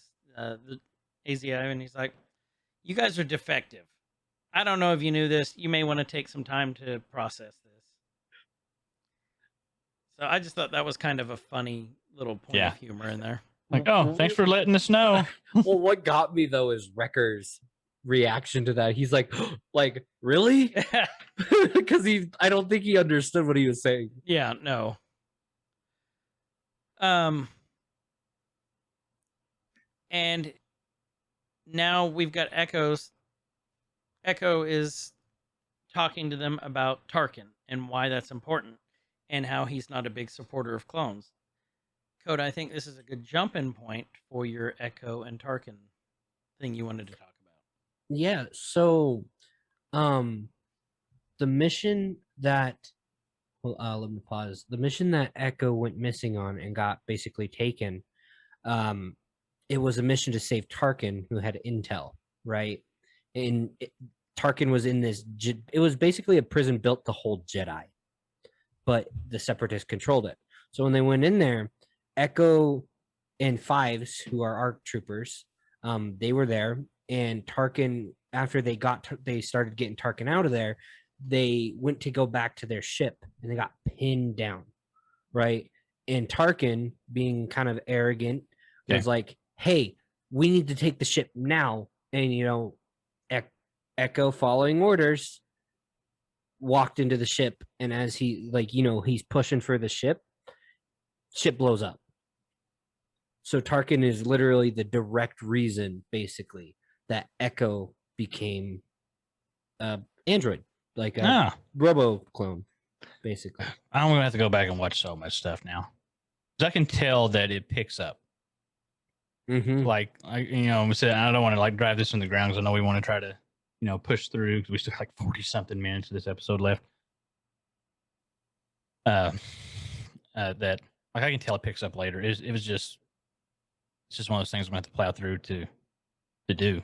Mm-hmm. Because I hated it, because I could tell there were so many, like I said, there's so many things, so many callbacks, and just cool lore intertwined just in this episode that I had no clue about, but I could tell it was there. Like, even down to just that little droid. Uh-huh. Like, just a little teeny thing. Yeah. That was just I can tell in there. They're putting a lot of care into this, because people will sit here and do what we're doing right now. See, and what I love about it too is it doesn't feel like just plain old fan service to me, right? It feels like it's a character that they knew that they had and that would make sense for this story, They're just not shoehorning them in there for the fan service. They're doing it in a meaningful way. Yeah, in a way that makes sense. Because, Star Wars fans are some of the most vicious fans of anything out there. When you start messing with anything at all, look at all the recuts and the remasters and the anyway, that's a whole nother thing. But you've heard me and Props get into it about Star Wars before. Yeah, that gets serious. Yeah, serious. You don't even know. You haven't been there for those. I don't know if I've I hate it when when dad and dad fight. So Props and Koda. Mm-hmm. Frenemies, if we've ever had a definition of that.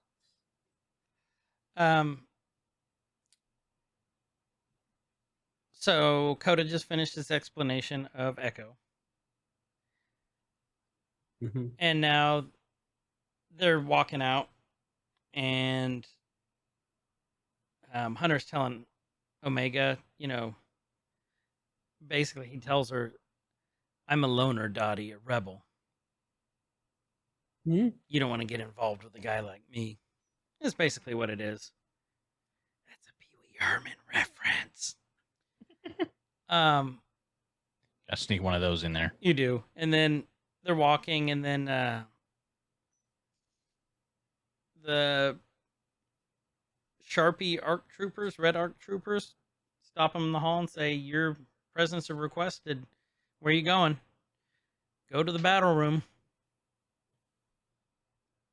And they're like,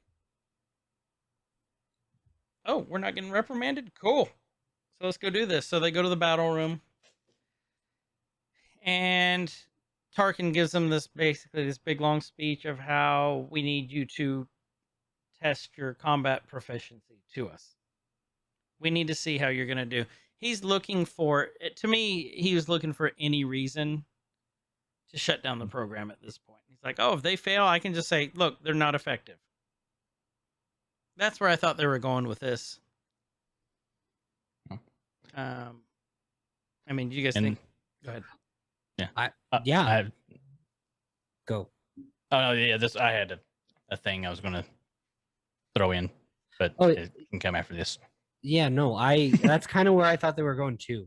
And then I also kind of remembered how dark and twisted Tarkin is. No matter how serious he seems, he's very dark and twisted and cruel. He's a dick. Yeah, he's a dick. He's a dick. Admiral Dick. We have Admiral Captain, Dick. We have Director Dick, Captain Dick, and now Admiral Dick. Just dicks everywhere. Just everywhere. I was about to say something. I saw the wheels turning. do do do do do. Uh, Dicks everywhere.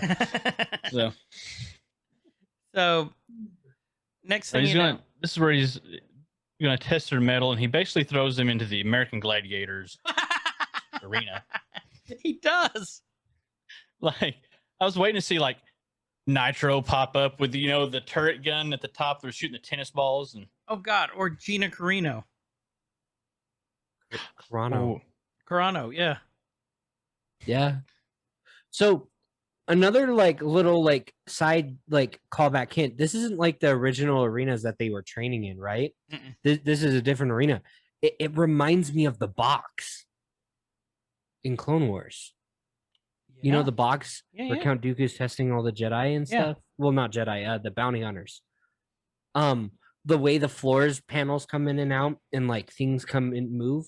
Yeah, the one with Cade Bane. Yep. God, I wish he would have survived. He was one of my favorite bounty hunters. Yeah. How you would love this character. He's like a cowboy, and he's got this accent, except he's like robotic cowboy. And what's that supposed to mean? You would love him because he is a Jedi killer. Yeah. Cat Bane. He get the Jedi. So he's pretty awesome. Voiced by Corey Burton, who also voices Count Dooku. Oh, was it the same guy? Yeah. I didn't know that. Big Mhm. facts. Flash facts. Mhm. Basically, the Bad Batch thinks outside the box, survives, gets what they're supposed to, and Wrecker basically called Dooku a puss and said, "Give me something hard." And so, not Dooku, Tarkin. Freaking. And Tarkin goes, "Okay." He told the Prime Minister, "Okay, use live ammo." And the Prime Minister's like, "You're gonna damage my merchandise, my arena."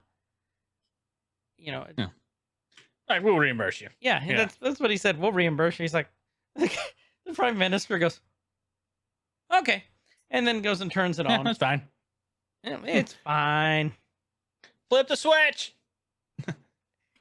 Also, one thing I just noticed about Echo's armor compared to the rest of the Bad Batch, Echo has the standard ARC Trooper leg paddings. You know, the cloth Oh, on he his does, sides. doesn't he? Yeah, he The does. kilt. He's got the kilt. The clone kilt. Yeah, he's got a clone kilt. He does, doesn't he? I've never noticed that. Mhm. You Yeah. think when they wear the kilt, they play in those type of games, and In Clone Deer games, they do the lightsaber. Hold on, dang it! I had something. they were I gonna lost they were gonna Saber toss. they were Saber gonna- toss. There we go. I thought you said that they were gonna saber fight. I had it in my head. It all worked together, and I lost it. Son of a bitch. It was there. It was a good one. That could have gone two ways. Hey, but you know what? Whatever. We're just gonna. Is that whiskey? It is. It's delicious right Wait, now. why was it white? Well, because of the weird filter thing. Oh, okay. See, I gotta if I hold it against my body. Okay, You there it see is. Yeah, it just There looked we go. white. I'm like, Yeah. They poured out his whiskey and put water in it and told him it was whiskey. Oh, that's the meanest trick you can play anybody on a drunken birthday thing is give them a shot of water. I love that. But if you notice too, Echo has the ARC Trooper, the little pew pew, versus the bigger guns that the rest of them have. He still Yeah. uses that one. Ah, Well, and it's Funny- adequate. funny thing is the bad. So, I actually learned this the other day. The Bad Batch, right? Right. The original 4 are clone commandos. They're designated as clone commandos. Okay. But Echo is still an ARC Trooper. He's not a clone commando. Really? Mm-hmm. So they're still designating him as a ARC Trooper. Yep. Really? Yeah, because he's not a commando. Yeah, he's not, is he? because you think clone commandos, they're trained to go in alone and operate kind of how the Bad Batch operate. Mhm. They do their own thing. Like they have their orders. Like, oh, go take out that little army right there of droids. They go do it. So I never even thought about that. yeah, Koda I learned that fact. the other day. Yeah, Koda fact. More you know. The more the more you know, Koda will tell you how much you don't know. Mhm. Kind of like. Go ahead. No, go ahead. I was gonna say kind of like the dude coming into my Twitch chat and challenging me to Star Wars trivia. Oh, some dude. Oh, I did wish I would have that? been there for that. Oh, me too. Yeah, he was giving me bits for every question I got right. Was he really? Huh. Yeah, I bet you made a killing. $11. Damn. That's still good bit money. Right, That's not just a bit. That's a lot. right. Damn. I need to get some bits. Like, hey, challenge me for everything I get wrong. Give me a bit, dude. I'll get like $100 that night. We'll give Guyver, we'll give Chris the pronunciation challenge. Oh and see if- shit! I will never get any money. So the Battle of Croissant. On the Right. Battle of Croissant, and Toby won Kanabi. I don't know why his name is Toby. I might have a stroke. Like, this is hurting my brain. So Who's Han's co-pilot? Oh, Chewbacca. Okay, yeah. we got Chewbacca. No, that's your character. Oh yeah, That's gonna be your next character. Chewbacca. Chewbacca. We need to play this. So they had it on sale. They had the core rule book for the Star Wars RPG on sale yesterday. I killed her on an auto. We need to play that one. Ah, I you played. could probably find it somewhere. Yeah, I played that. Oh, you got can't it? see it. No, you can't. See Yeah, it. I have all of it. Nice. So, I played when we played it originally, I was a tongue-tied engineer. My guy he was part of the crew, and he had a droid that was kind of an all-purpose droid. It was the disco Mhm. droid because it looked like a disco ball, and it would play music and blind opponents and just, play stuff real loud. But it also had like lasers in there. But Lasers. lasers. His goal was like he wouldn't say anything. He'd be nice to people when they talk to me, like, but then in his head, he'd be picturing the droid army. He's gonna build the grand droid army, and this is well before the prequels. And how he was gonna, he'd always be muttering, "I'm gonna fucking kill all of you." And like that was his thing. And they go, "What'd you say?" He goes, "No, I'm super excited to be here."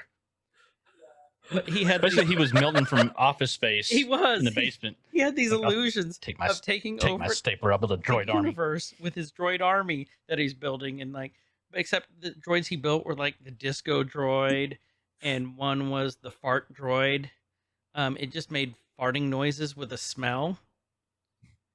Just imagine being angry that he took his red swing line blaster. I mean, it's better than making a soccer ball. That's true. I'm sorry. I don't hate it. It's true. We can try It's a soccer ball. Changed my mind. Not. Um. I'm not. I'm just saying it was a smooth marketing move, So merch move. it wasn't Fair. What's easier to make than a ball? nothing. Nothing. You know that Back on Death track. Star So- thing? Let's make it small. But anyway, Go Nerf. They brought up the new robots, and I thought these were the Death Troopers, or not the Dark Troopers. yeah, I mean, if you look at them, they look exactly like the Dark Troopers from the Mandalorian. they do. So do you think these were? Let's see, 'cause Mandalorian was in between 6 and 7. Mm-hmm. We're fairly close time frame, right? Yeah. No. Well, okay. Like well, 20-something years around there. so 4, 5, and 6 took place within, what was it, 3 years, I believe. 5. It was 5. And Yes. then in between 3 and 4, That was. It wasn't as long as I thought it was. I just looked this up the other day. 3 and 4 was like 20 years. It was around 20 years. I want to. Was it? 20. I thought it was less than that. Maybe eight. Maybe think 18. I want to say 17. And so that's why I said around 20 years, because I'm just guesstimating, obviously. Because Luke was supposed to like a late teenager, supposedly, right? Right. Like in his late teens, he was about to. We're going off semi-normal military logic that he was like 17, 18 before he was 19 years. Okay. Oh, you just So pretty looked it up. close. Okay, so it's 19. So it's 19 years then. So that would mean these dark troopers, they had time to perfect them because right now they were just in the battle arena or in the little training ground. Ah. So these things were at least 25 years old then at that point. Yeah, and if you'll notice, these are very big and clunky compared to them, That's true. right? Their movements, and then compare them to the prototype Dark Troopers that were kind of hinted and shown in Rebels in Thrawn's training droids, Right. which were a lot more acrobatic than these and a lot smaller as well. Right. Yeah, these are not very agile. No. They're kind of Frankensteining through the whole course. Just Well, and they're kind of like the Super battle droids. yeah, it the kinda super reminds battle me of. droids. Yeah, they're I mean, they're very yeah, they kind of look almost exactly like them too, don't they? And they kind of look like the I don't know, they look like a K2SO. lot of stuff. Like the eye helmet kind of looks to me like very Warhammer-ish, like Mhm. the Space Marines Warhammer. The legs kind of remind me of like K2SO, Yeah, yeah, the like Imperial assassin droids. right. you can only do so many styles of space helmets before stuff starts overlapping same. and looking the similar. Right. Looking the similar. Looking the It- similar. Okay, well, It's like they just took like a bunch of droids and it's like, yeah, boom, we got a new one. They go, hey, hey, hey, Mhm. new helmet. what you got in the back of the workshop, Jimmy? Yeah? All right, just piece it together. We're good. Okay. It's like, no, it's fine. We'll keep the helmet on with some zip ties. That's fine.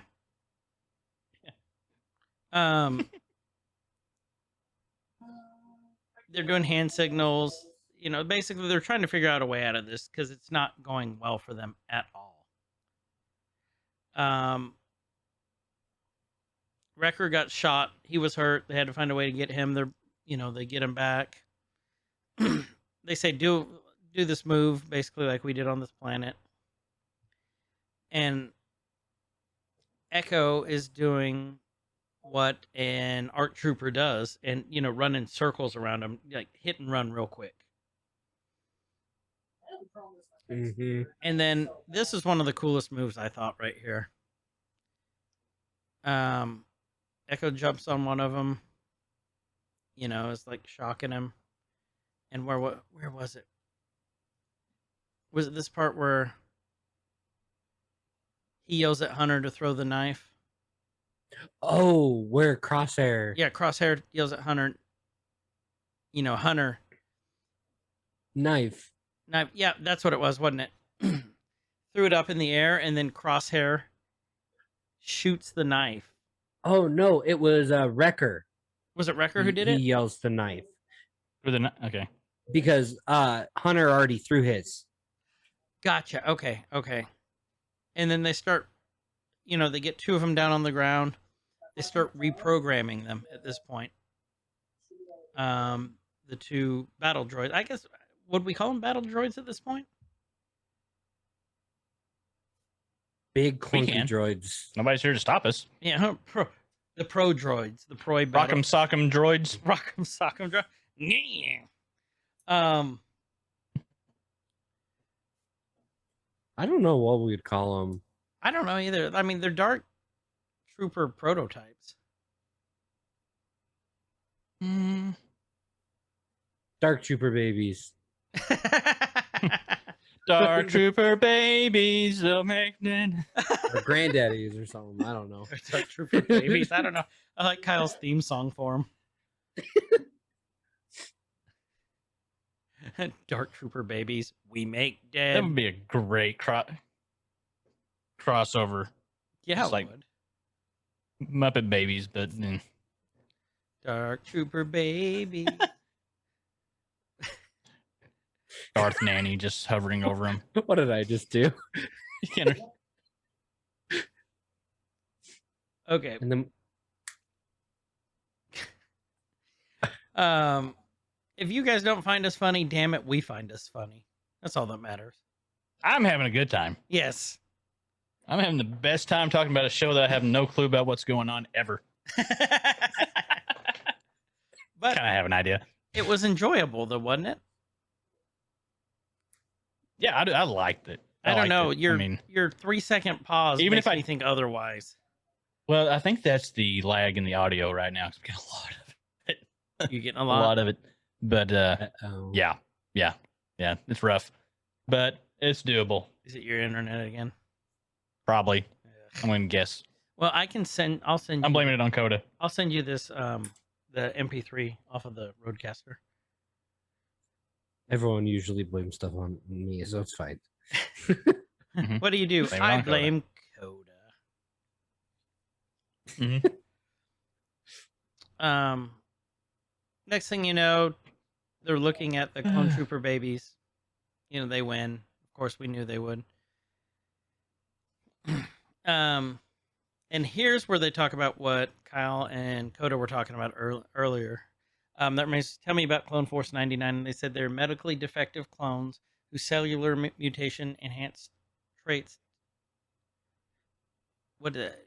Desirable traits. Desirable traits in soldiers. She's like, how many of these clones are in your possession? She says, 5 are all that remained. Or all that remain. Remember that line. I didn't catch that. I should have caught that. Remember that line. Well, to be fair, unless you watched the Clone Wars, I don't think you would have caught it, though. I mean, Koda, what do That's you true. I don't think you would have caught it. Because like it's very specific, Uh-huh. and like we would catch it because like I've seen Clone Wars 1,000 times. Hmm. But I don't think you would have. I don't think the person who hasn't seen it would have caught it. Is what I'm No. saying. At all. And that's okay. I'm not saying that's did okay. they mention earlier though that Echo What's was that? not like had they already mentioned at this point the reason he was different, or did they mention that after? They mentioned it already. Okay, so there's a potential to catch it, just very slim. Very, very slim. I mean, if Yeah. you were really sitting here not enjoying the episode and analyzing the fuck out of it, I think you would have. You know what I mean? Okay, But anyone just watching it to watch it, to enjoy it, I don't think they would have caught it. So, no, probably not. I caught it. I told Zach, and he was like, "Why did you do that?" Why, ruiner of things? you beautiful man-child. No, he always tells me all the time I ruin things because like I watch like a lot of shows and I like always like spoil them, not on purpose, because not that I've like seen them, but like I guess, and I usually am right.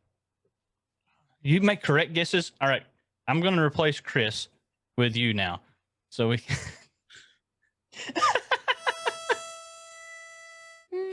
No. Yes.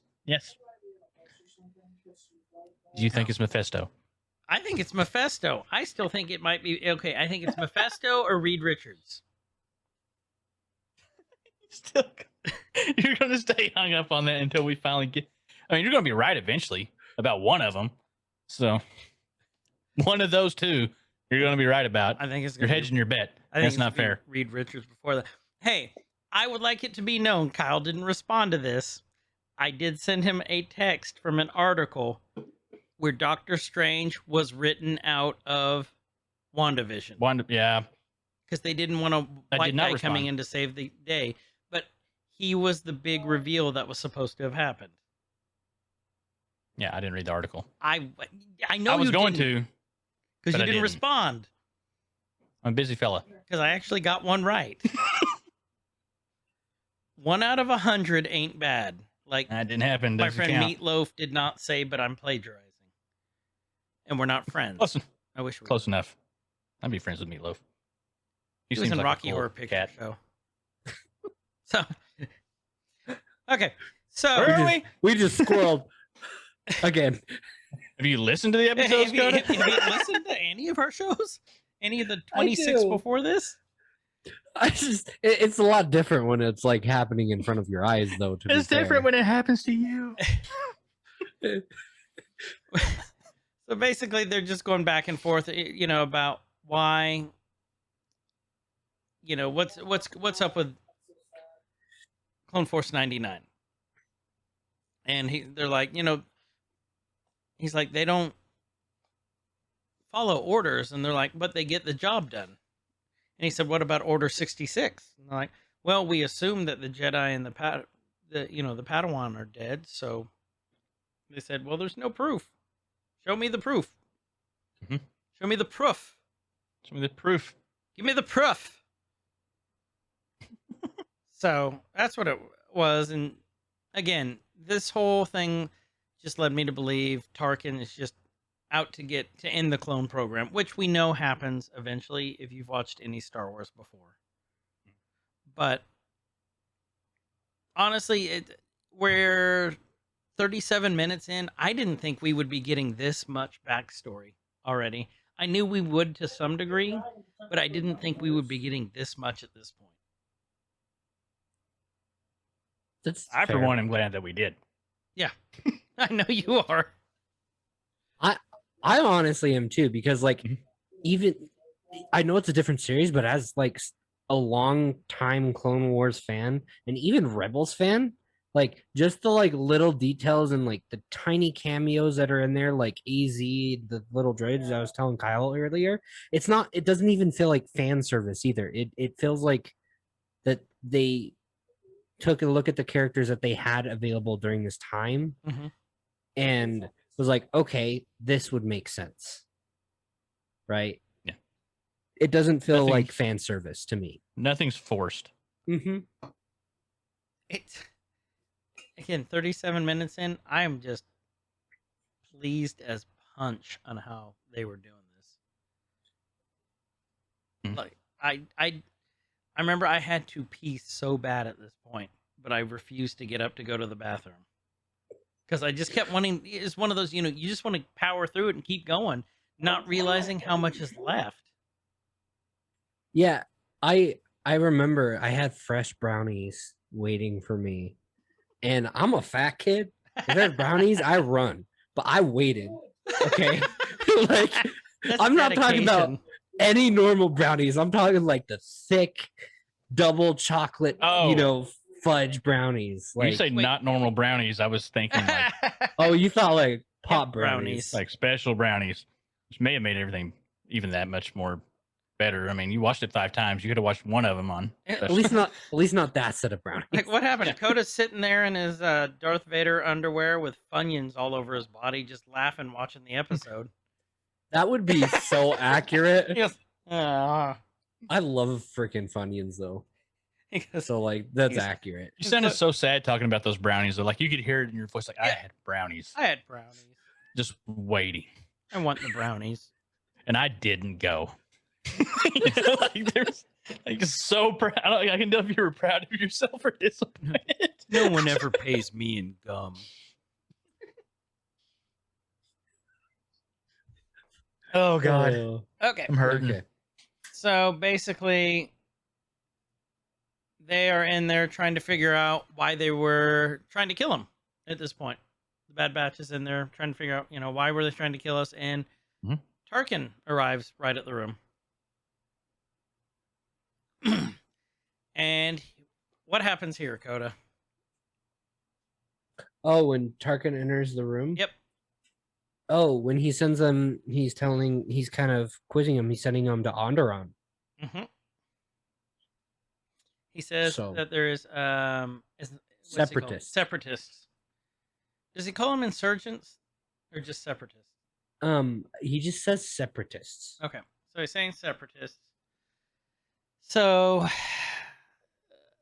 Clone Force 99 is excited because they're gonna go, do what they do best: kill some clankers. Mm-hmm. So they're loading up.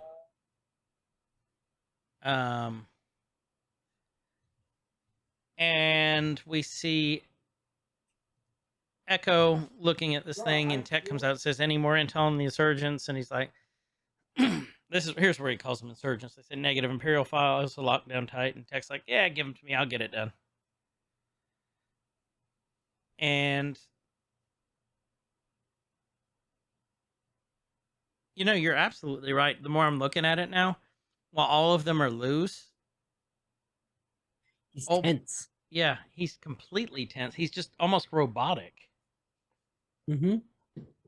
Like even the way he's walking now. Yeah, kind of like how in the Clone Wars when Order 66 was happening, when they like trickled out in like the triad, like the triangle formation, Yeah. how they were like tight and tense, Yeah. like that. That makes sense. I see it now. They're loading up basically. They're excited about the mission. And Hunter comes walking all loosey goosey, and Omega comes up and she says, that Imperial officer has it out for you. Just, she's looking around as she's saying that she's scared. Just letting you know. She says, yeah, she's like, he doesn't like clones. Heard her talking to Lama Su. And she just turns around and walks away. I didn't tell you this, but Dad's sending you to military school. That's what it is. But Don't tell Mom. it's, and Omega says, let me come with you. Take me with you. And he's like, you're not a soldier. It's dangerous. And, Omega says, it's dangerous here too. Things aren't like before. We need to leave Camino. Dun, dun, dun. Then Foreshadowing. And you can see Omega looks extremely nervous. She's, kind of playing with her hands. And she's like, Hunter. And she's like, never mind. And, she basically tells him, do not come back here. Camino's dangerous. It's not like how it is. He's like, there's something, he's like, is there a problem? He's like, what did he say? He said, is there a problem here? Where is it? There it is.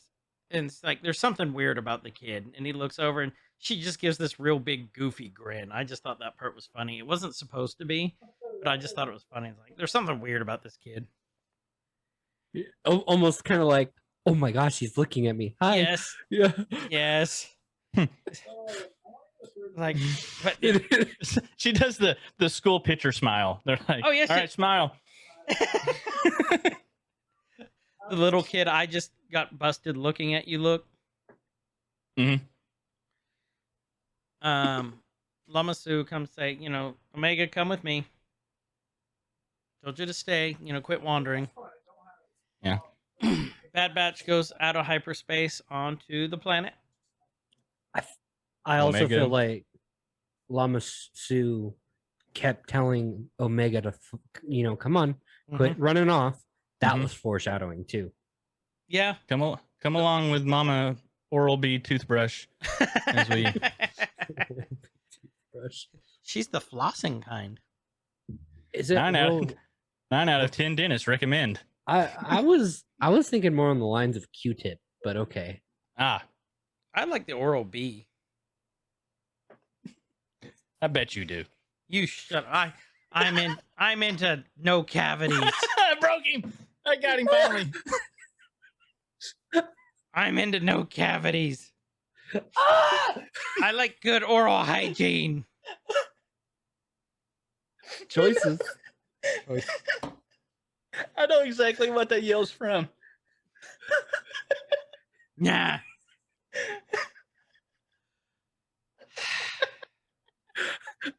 He was so happy and proud. He broke me, but I broke him. Okay, Have another one, Your Honor. I will. After this is over with, I'll show you what that screams from. It's freaking hilarious. Yeah, I want to look at it. Okay, so they make it to the planet. They're sneaking around in the jungle. They're sneaking around. They're looking at their visors, and you can see a bunch of people around this campfire. And they said, "What do you see?" It's 25 signatures, but not a single droid. And Crosshair goes, "Tarkin said insurgents, not droids." And that I didn't catch that at first, to be honest with you.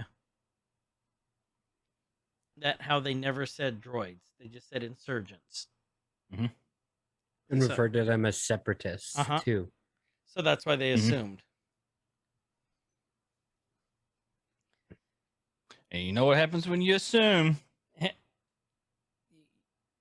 You get an entire empire taking over the galaxy. Mm-hmm. Yep, if we learned anything. We learned anything is that Palpatine's a dick. Mm-hmm. Yes.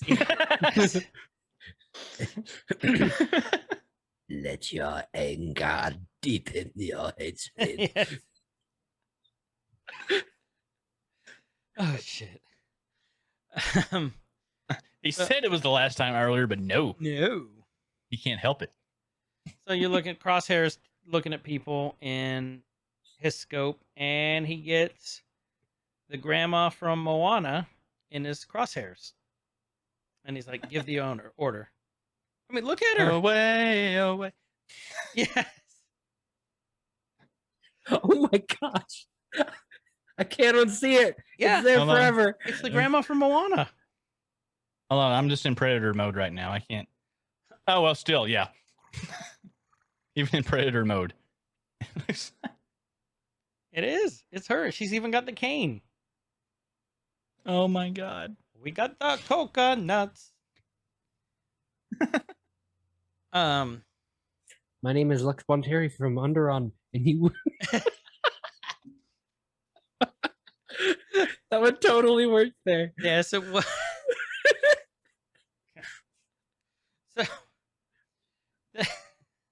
There it is. Yep, I see her now. yeah, there she is. Crosshair's like, "Give the order." He goes, "Give the order." And it's like, "No, we're not doing that." And They Record's finish the like, mission. Yeah. "We're not blasting droids." And Tech's like, "There's no droids. They're just talking amongst themselves." And yeah, and then Crosshair's like, "We finished the mission. Make the call, Hunter." And you can tell that Crosshair is just, he's flipped sides. He's He's a going robot. dark. Yeah. He is. He's a robot. He's a ribbit. And then Hunter goes, "We're not alone." And then out pops all the local milita. Yeah. Looking very Rebel Alliance-y. That's exactly what I thought. Like, extremely rebel. It's like they shifted wardrobes really fast. Like, all right, Well, this is what and we're going for now. This is kind of like Onderon is kind of where the foundations of like the idea of a rebel alliance began back in the Clone Wars, which is also another Clone Wars arc, which is really cool. This next part, I got That's super excited about. Much to watch. Yes, you do. But then, they're marching them into the camp, and then you get a close up of one of the guy's helmet, and apparently he's from Canada. Who boot it? 4436. Yeah, it's like, what's your name? Oh, sorry, didn't you see it up on that hill there? Well, Sorry. Didn't mean to bust up your mission there. Tech turns Sorry, out guy. all the lights and they all get Buddy. scared and run off. If we have anybody in Canada, I'm so sorry for that. Right now, Actually, we 'cause that do. was We do terrible. have some listeners up there. Oh. Hi, Bone. Hey, Bone. Well, don't worry. I'm pretty sure Bone doesn't listen Sorry. to our podcast. I'll make him. I mean, I wish he would. Gonna force him. But if you look in the background there, they have Robin Sparkles. So she's there. Great Canadian import, if you guys haven't heard her. Or export. But yeah, if you look at, I'm on 4436. It looks like the maple leaf. Oh, I'm like 2 minutes ahead of you. The maple leaf. On their helmets? Oh, on Yeah. his helmet, yeah. Here's where they figure out that they're not separatists and they're actually Republic fighters. And the Bad Batch is trying to figure out what's going on, and then all of a sudden, Klinger. I actually wonder if that symbol Mhm. isn't the maple leaf. I actually wonder if it's a callback to Dave Filoni for his work on Avatar: The Last Airbender. It kind of looks like the Fire Nation thing. It kind of does, doesn't it? Ooh. Let me look at our Fire Nation emblem. I can see. It's really close. I wonder if it is. Well, because Dave Filoni did Avatar before he did Clone Wars. Yeah, that's right. Like it's like a stylized version of it. Mm-hmm. I kind of see wonder that. if that's what it's like, a little nod to that. Could be. It would be Re- really awesome if it was. And yeah, and it could easily be morphed into the rebel symbol too. Like it's close. Yeah, that. I don't know why I was doing this when it's on your head. When it's literally. It's like I'm making shadow puppets and gotta do the thing. Actually, I was it is. really. What? That could be it. That could be it. Right. Well, and then would it be out of the blue if Tech got into his data banks and it was just like all that changed the day that the Empire attacked? Nice. Well done, sir. You know, only the Jedi can master all four fighting styles.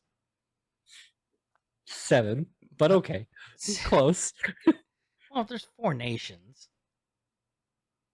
Fair. And then Klinger and Hawkeye get out of the way, the 2 doctors, and out pops doo Koda Saw Gerrera. Saw Gerrera, which was awesome. I had to tell, Also, yeah, no, go ahead. What were you saying? I You had to had tell to what? tell my wife who Saw Gerrera was because she couldn't remember. I'm like, Clone Wars. He was a very big part of Rogue One, played by Forrest Whitaker, except he was an old version. Mm-hmm. Also voiced by the original Clone Wars voice actor here in this episode, The same which one. is really cool. And not Forrest Whitaker, Forrest Whitaker did him in Rogue One and Rebels. So that was kind of really cool. I also like how like his look is like a mix between for Forrest Whitaker and the original Saw that we met. He is, isn't he? Mm-hmm. The hair Yeah. I think he's really cool looking. and the beard. You love his hair. Kyle, you should do your hair like that. Well, I gotta let it keep growing. Let a Okay. little bit of hair. Yeah, I'm gonna bring that up. Cool. Let's go. How's that beard coming in? Spotty. Splotchy. I keep shaving mine off. Stick with it, Koda. Don't be a quitter. No, it just gets itchy and No. I'm sick of it. It is itchy, and I've noticed that it's warming up. It's getting hot now. So I'm trying to figure out. Yeah, that's fine. I'm not a quitter. So Kyle's just over here like noobs. Well, you know Noobs. what? For those of us who are like have human blood and don't need Bunch a of hot rock noobs. to sit on at work, we're fine. It gets hot. You lizard man. Excuse me, being a lizard person. People. Yes, Yeah, I it's did fine. actually. It's all fun and games till we take over. You're like, oh, I should have made fun of that guy. It's sideways closing eyeballs. I'm glad I apologized to that guy. I've just been letting the episode play. I don't even know where I am now. We're at Saw It's Gerrera, dark. and Saw Gerrera, and like you're Saw Gerrera, trained by Captain Rex and General Skywalker to fight the Republic. So that's why Saw was such a good tactician.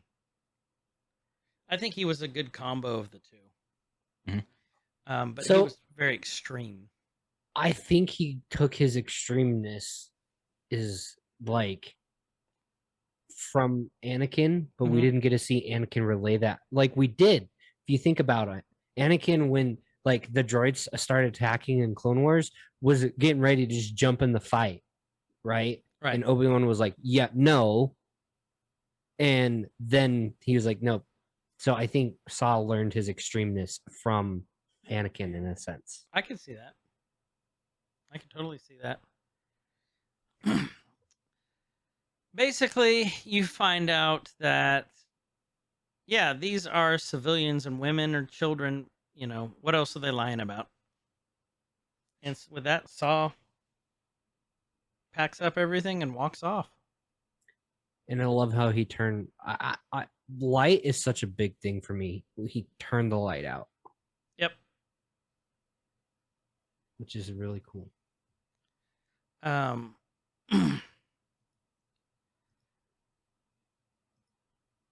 Saw's basically just telling them, you know, if we don't fight now, we're going to lose everything that we fought for.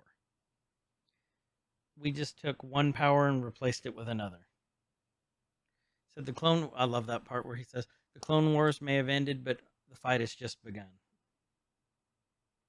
Didn't he say like like a civil war is about to begin or something like that? He said, I won't let that happen. The Clone War may have ended, but a civil war is about to begin. Yep.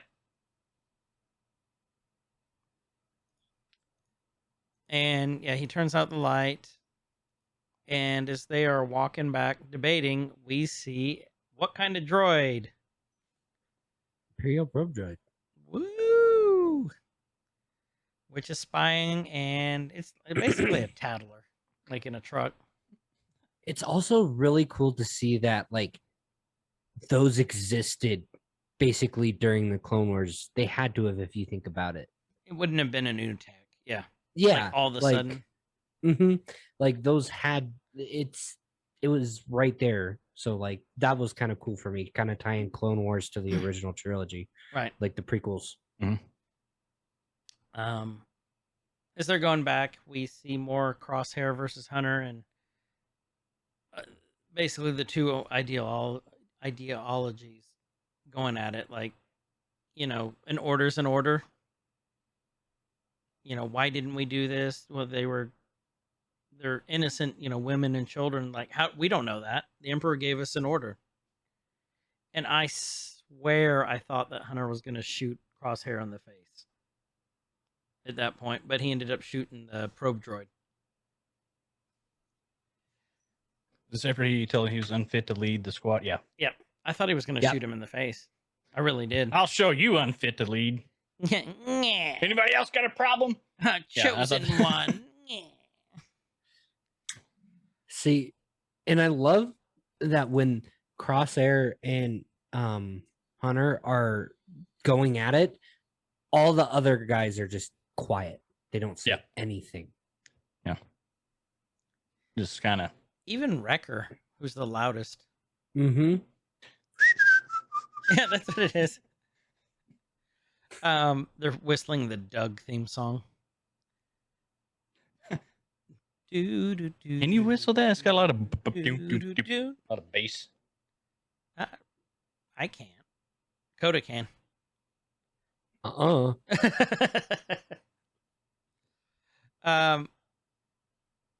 going back. I also thought Crosshair was gonna stay on Onderon I did too. here. The way the defiant look he was giving. Mm-hmm.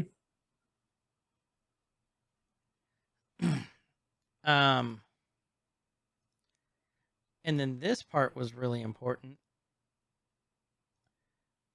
Here it is. Crosshair's like, you'd be taking the word of a child now, and Tech's just up there like playing on his smartphone, and he's like, I would not discount what she's saying with her heightened senses, something like that, wasn't it? Mm-hmm. Something like that. I would not discount Omega's sight or insight. A state of heightened awareness is not unusual for an enhanced clone such as herself. He's like, good one, Tech. You almost had me. There's a record. And then he said, when Nalase spoke of 5 clones, Tarkin assumed that meant us, but Echo's a reg. The 5th is Omega. Remember how we told you earlier to remember that? Mhm. This is where we find out that Omega is one of basically the Bad Batch. She's their baby little sister. Mutated desirable traits. Which, okay, at this point in time, what do we think her traits are? I think empathy. I kind of thought she may have had some like empathy. Yeah. Like enhanced empathy. Empathy. Almost like she can like sense people's emotions, but also like enhance them. Kind of like what she did with Wrecker at the cafeteria, Yeah. right? I He's thought she may have already some, like telepathic type, yeah. like in a way, maybe not necessarily the power of telepathy, but Almost like she's force sensitive. Yeah. Right. Which would be really unusual for a clone, but not unheard But she's a female clone. of. Which is the only female clone we have. And why would the Kaminoans want to not say anything, or Right. why is she just a lab assistant? I think she was a lab assistant because they were trying to keep her safe. Right. That makes the most sense. Yeah. Next thing we know, Omega's in there. I think her power is she's smart like Tech. And like they were saying, her insight and her ability to learn. Yeah. I think that's her big things. Because, some of the clones are stupid. I wonder if she's kind of a combination of all of them. I don't know. No, she is. Ooh. Because if you think about it, We heard him go. He heard that. at don't the know. end of the I said, ooh. episode, Oh, I right? know. Yeah. She makes a shot, and she hits it That's true. dead on. I don't know. Crosshair. I want- She I wonder if she Yeah. is. That's a good one. That's a So really find out good if she one. wants to start blowing stuff up. If she starts Mm. just randomly going around headbutting she started people. a food fight. All the signs are there. Yeah. Bum bum bum. I need a bum bum bum thing. Bum, bum, bum. And then we have, Omega's in their room, and they're going through their stuff, and she finds Wrecker's doll, which he loves very much. And then our robot friend, our medical droid, it's like, this is a curious keepsake. He's pulling all these wires, and then it is a B1 battle droid's head. what did you say, the B1? Mhm. Yeah, the B1 battle droid head. So obviously it was a sex doll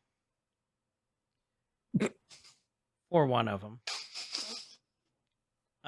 Or they were doing a puppet show. DP069. DPO.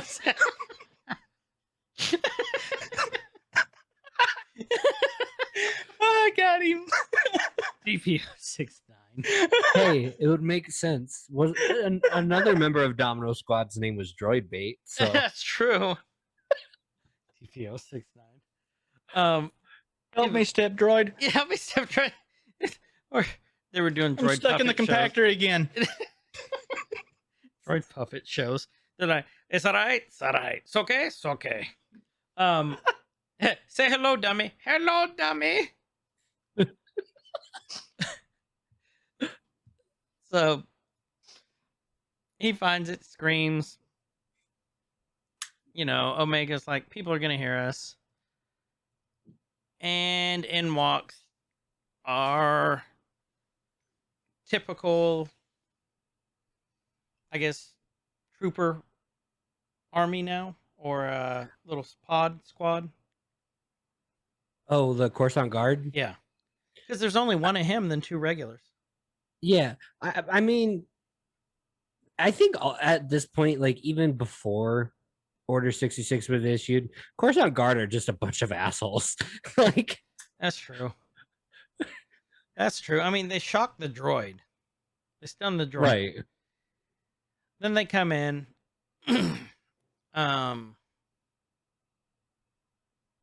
And none of the Bad Batch is saying anything to each other, so they know something's going on. Mhm. And I think Koda's onto something with the lighting, because it's all very, very dark at this point. I mean, granted, it's like nighttime and it's storming. On a planet that's covered in oceans. Yeah. Who would have thought that Weird. it would get rainy? It's weird. It's weird. They're all going to use Cool Whip. Cool Whip. They're all walking through the little garage door, and mom and dad catch the kids coming in late. And Crosshair goes, as expected.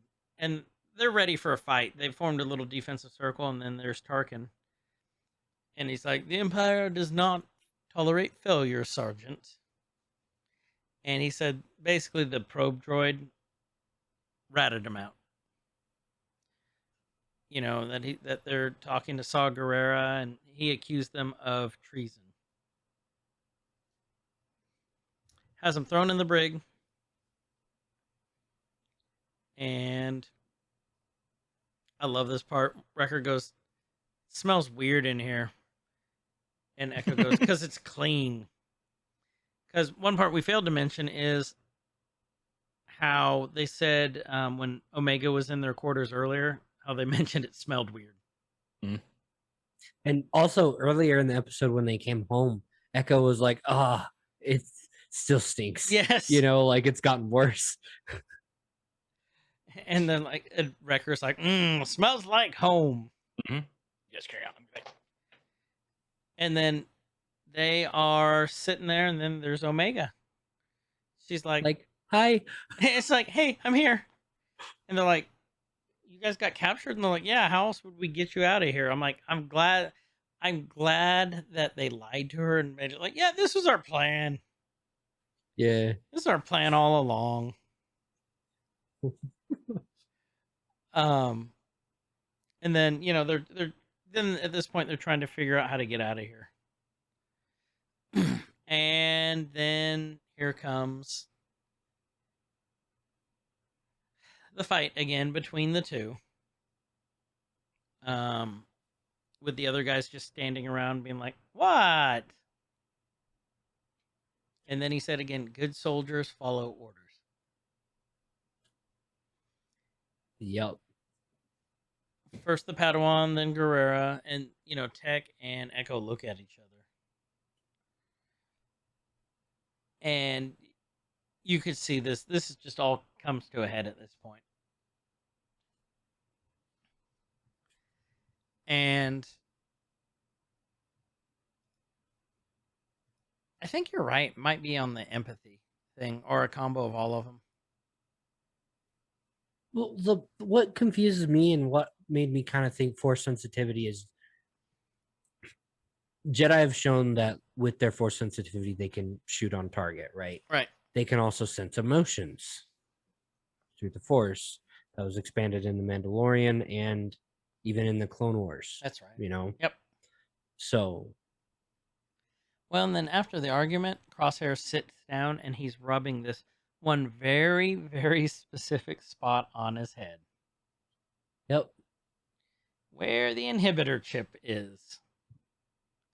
It makes me feel bad for him, I do too. you know? Like, it's not his fault. Kind of like he was sitting there like, I don't want to do this. Almost like he doesn't. Because But- I think if it wasn't for that chip, he Mhm. wouldn't have done any of that. No, I agree. Because he's one of the Bad Batch. You know, they're the kind of the outcasts. And they're brothers. But are all brothers, sort of, No, Like they're all all of 'em. brothers. genetically. They're all brothers. Omega tells him, you know, you're angry. That family reunion. It's like, Jimmy. This is my brother Yeah. Daryl. This is my other brother Daryl. This is our friend Todd. It's Bill, Bobby, Mary, and Bookie. And Bucky. And Omega basically sits down next to Crosshair and says, I know it's not your fault. You can't help it. She's saying, you know, it's the inhibitor chip. I know it is. And notice he doesn't say anything to her. He just kind of gives her this look. They call Crosshair out of the cell. Leave all the rest of them in there. Next thing you know, Crosshair is laying on the table with the inhibitor chip, like a CT scan of the inhibitor chip. And they're like, next thing you know, we see Tarkin coming up, talking to Curly Sue. Curly Sue. Curly Sue.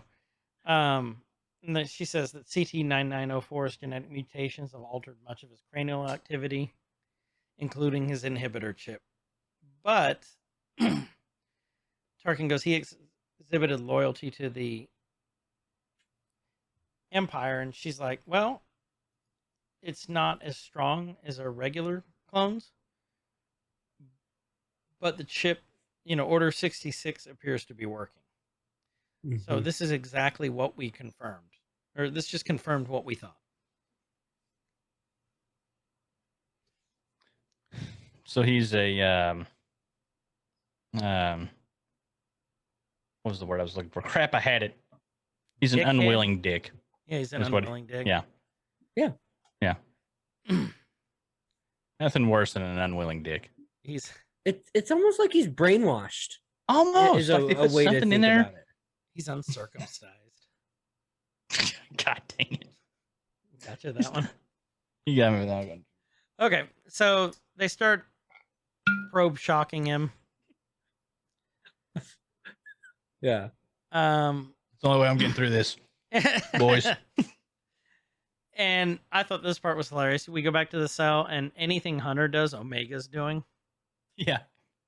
Well, and that leads some more credence to Koda's theory of her being a little bit of everybody. Creepo. She's a weird ass little kid. She's a witch. You know. Oh, she's a hey, witch. Because she weighs the same as a duck. Cra- crazy theory time, Yeah. Right? right? What if them as experiments, the enhanced traits, were the Kaminoans trying to clone a force sensitive? I could see And that. it split off into all these different mutations, hence the Bad Batch. And Omega means the last one. Right. So she was the perfect one. She's kind of like the X-23. Yeah. Do you get what I'm saying though? Yeah. I That would could make see- sense. Go So ahead. because they all have all their traits are Jedi like traits just split apart between. Ooh, I like that. I like that one. Is that a fresh theory or were you saving that? That just came up as the mimicking thing came up.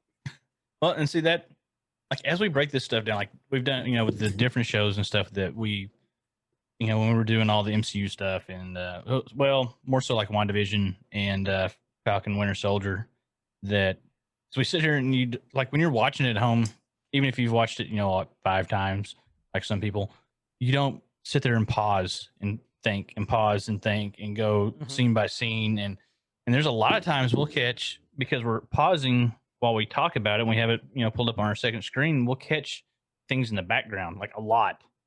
We did a lot with WandaVision. Caught a bunch of stuff in the background Shit ton. that, you know, I mean, people do that. They go frame by frame when new stuff comes out, but I never, you know, intentionally do it.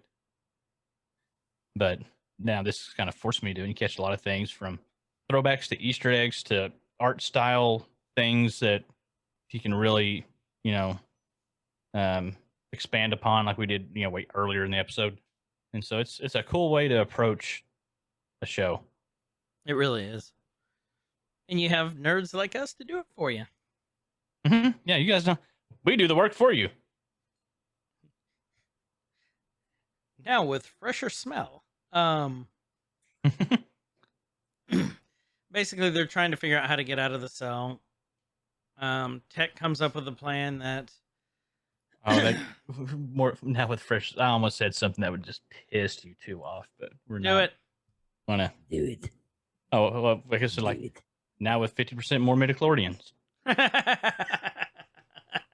Why would that piss me off? I think that's great. Okay, and be like, no. Talk about it once, and that's enough. Even Master Yoda doesn't have a midichlorian count that high. You know what? I'm one of the ones I've never gotten pissed off at that.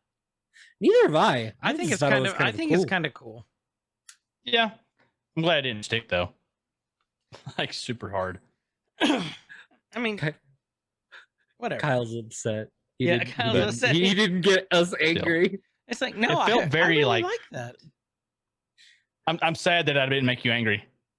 It just I don't know. Maybe like it felt very Dragon Ball to me. When they're like, oh, power level's 5,000. You know, like the It's count. 9,000. Whatever. 9,000, you about- bastard. Whatever. You know I don't watch that. I know you don't. But This is why I'm sad for you. Where are we? Where they're trying to escape the cell. So we've got the. Tech figures out. Oh, okay, yeah, because I'm looking at the shock troopers, the Patriot Pop looking guys that you'd get from the I'm live where stream, man. I'm where Wrecker is being a big mouth. Yeah, and he's like, Oh yeah. it's almost like these cells aren't meant to hold us. Then Omega falls on the troopers. They get her out, but not just in time where she hit the button. Frank, our boys make it out. When she falls through the vents, it kind of gives me like Ezra Bridger vibes. Yes, when he was going through the vents. Mm-hmm. Yep. That's a Rebels reference for those of you who haven't watched it, Kyle. Thank you. Dick. They're walking through. He's talking to you, Koda, because I told him what it was. Oh, okay. Fine. Koda goes, it's fine. It's fine. I'm not crying. You're crying. I've called him worse. Omega's I can't with you guys. Omega's tells them where all their stuff went to the hangar, so they go to get it. You see all their stuff just laying out there. I didn't understand this part. Why they put all their stuff in the hangar? I really didn't get this part. Maybe just so they could push it off into the ocean. I don't know. You'd think they would push it closer if they were going to do that and not half-ass it and put it like, no, it's raining. We're going to keep it under the tarp. So, one thing that didn't make sense to me, right? They, when they were talking about the new armory earlier, Right. It doesn't make sense to me. Why would they be wanting to shut down the clones if they just gave them a brand new armory? You know what I mean? Yeah, I didn't think about that one, but yeah, you're right. Just maybe preparing, like it's making the preparations for the replacements. Maybe. Maybe the old one was out of code and like, oh shit was really coming down on them. I think you guys really need to get some safety railings in here. There's not enough barriers built in. Yeah. Could have been a code thing. So, Wrecker's going nuts trying to find something, and I was assuming it was a piece of his armor that was missing. It was his teddy bear. which is cute. It's just cute. Omega found it for him. And then Omega goes, I don't think we're going to have to go far. And all of a sudden, all these troopers walk in, and we see this one figure with his helmet off walking through with this sniper rifle up in the air. And they go, is that Crosshair? We get a good look, and Crosshair's armor is all black now. With a green visor. Was it green? Mm-hmm. Oh, yeah. But yeah, it's all black. Do you think he was the first Death Trooper? I'm wondering if he's the one that trains them. I could see that. And where we are So many referring, theories. well, we're referring to the troopers from Rogue One. Rogue One. Yep, all in black. Yeah. That sound like Leia Bosk. Yes, yes, You know what I'm talking about? yes.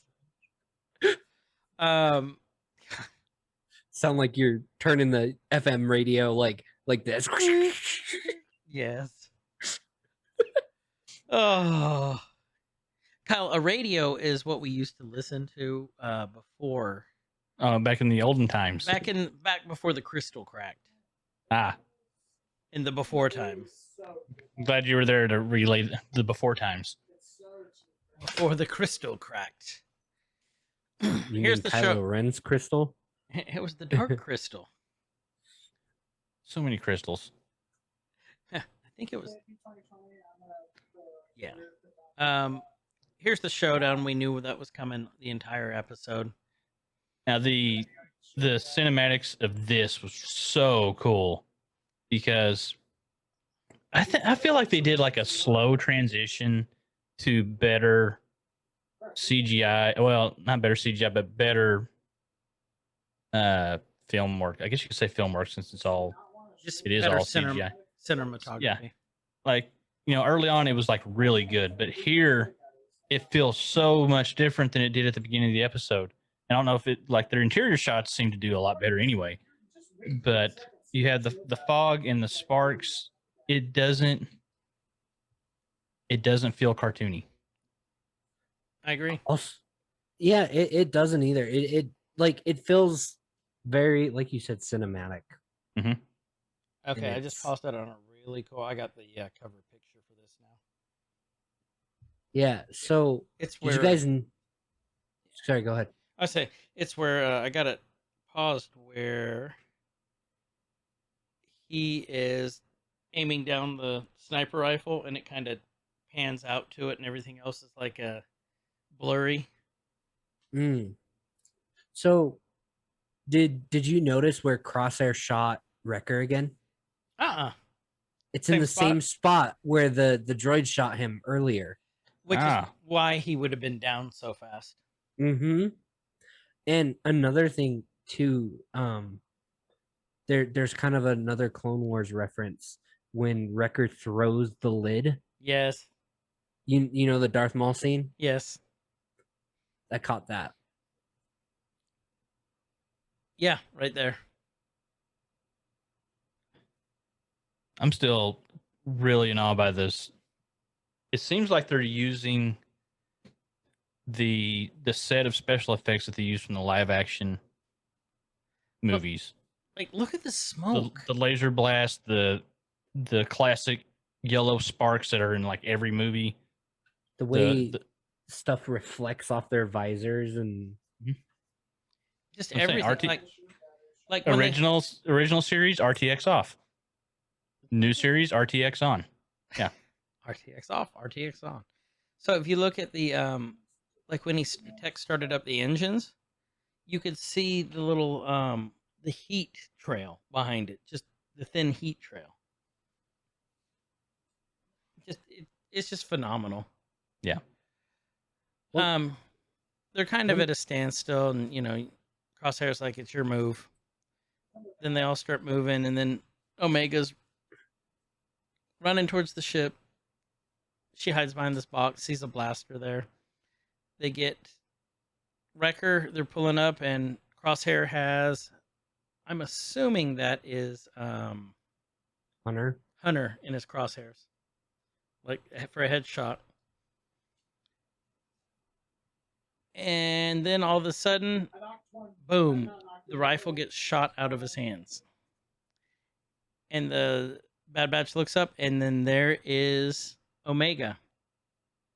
She's the one who shot at him and hit it dead on. So again, Koda's theory might be right. I like that theory. I do too. The I more really and like that more I theory. think about it, and the more I watch, like, I like it better than the force sensitive clone theory. well, your theory evolved, and like it's Like Omega. Yeah. ooh, Alpha Omega. Bad Batch Yeah. gets away. Oh, go ahead, Kyle. oh, what was I going? I had a thought and I lost it. Son of a bitch, what was it? It was a good one. You have whiskey thought. Oh crap! And then I just closed the. God dang it! I closed the thing. I was gonna say it had something to do with the with Crosshair. So like he seems to not be very good with a pistol blaster. Like he misses a lot when he switches to his sidearm in this episode. He's got his long gun, he's good. I didn't even He think about switched- that. Yeah. He switches to his pistol and he goes completely stupid and just so maybe he trains all the future stormtroopers on how to shoot the blasters. That might be it. That's where they get their training. Because he can't hit anything with the blaster. He can with the. And he trained them for so many generations that it's stuck. Mhm. Like, You just can't No. break it. no, look, this is in the manual. Section 1, subsection 1, paragraph 1. Fire wildly. Don't, spray and pray. So something I noticed. You know when on Onderon when Hunter shot and we kind of thought he was gonna shoot Crosshair? Crosshair? Uh-huh. Crosshair didn't even flinch, Nope. right? But when Crosshair went to shoot Hunter dove and was like, oh crap. Yeah. I think it's kind of meant to show another way like that Crosshair's kind of programmed and almost droid like, Yeah, which I didn't catch earlier. I can see that. I'll go with that. But yeah. Well, then Crosshair tries to shut the doors, the garage door there, and it won't do it. He gets pissed and he walks off, and then you see someone watching him on the baby monitor, and it's Dalai Lama, Curly Sue. She's watching him through that, and then then you figure out, you put two and two together. She wanted her assistant to get away. So I'm wondering if she saw Omega as like a daughter. It'd be Maybe. and she had the same little, the little jewelry thing on Omega's head. Mhm. She the Kaminoan had the same one. See, that's why I'm wondering if that was like her daughter almost. You know what I mean? Mm-hmm. Yeah. That would. The remaining clones, Squad 99, have escaped. Ah. Good catch, Koda. And along with Omega. And then the Prime Minister's like, we got to be cautious. Until we know what the Empire is planning, don't say anything. Yeah. Didn't see anything till the report. Yeah. It's like, my bad. Galactic cover up. So when I heard that, when he said "Don't say anything," what my mind immediately jumped to was 2005 Battlefront 2, the campaign, where you know how you follow the 501st, Mhm. where you go back to Camino, and the Kaminoans started making their own clones to fight against the Empire as a clone, like their own clone army. But that's Legends now, so I'm wondering if they might take something from that. Well, didn't he say they may still pull from, like, it's not canon now, but they may still pull from some of that. Ahsoka Tano once said, Like, "There's wasn't always that a bit of talked- I thought that was- truth in Yeah. Legends." Well, just like why we might get Mara Nice. Jade, That's a possibility. Yep. Um, We got Grand Admiral Thrawn, and none of us ever thought that was not ever a going to single happen. person would have guessed that. Thank you, Dave Filoni. Yes, I can't wait to see who they're gonna We're pick. having a photo with- Anyway, sorry, we scrolled Kyle. My bad. No, again, have you listened to the show? That's fine. I know. And basically they're just talking about, how'd you do that with the blaster? And she's like, I've never shot one before. This is my first time. And I like how they didn't even think about it. Like, oh, okay. All right, that's cool. Huh, why not? Good job. And then they said, what's the plan, Hunter? We're going to lay low. No, But with Crosshair gunning for us, I'm not so sure. And this was such a cool part. I'm down. Like, what about your friends? Could they help? And Tech goes, that would be a very short list. And he's like, I can think of one. Plot a course for J19. So that's the Yeah! We know a guy. So, J19 was season 2, episode 2. 10. Yeah, one of the Grievous episodes. That is where one of the clones, Rex. was it? It's Rex. It's Because Rex gets shot. Oh, and yeah. Well, I'm talking about the guy who they find. They find a deserter. Cut LaQueen. Cut LaQueen. LaQueen. They find a deserter named Cut LaQueen there. He had broken his programming. He actually deserted the clone army, and I think he's the first at that point because they were programmed. And he lived there. He married, had a kid. So I found out because when they said J19, I was like, what is that clone's name? I couldn't remember. And when they're not his kids, they're adopted because clones can't have kids.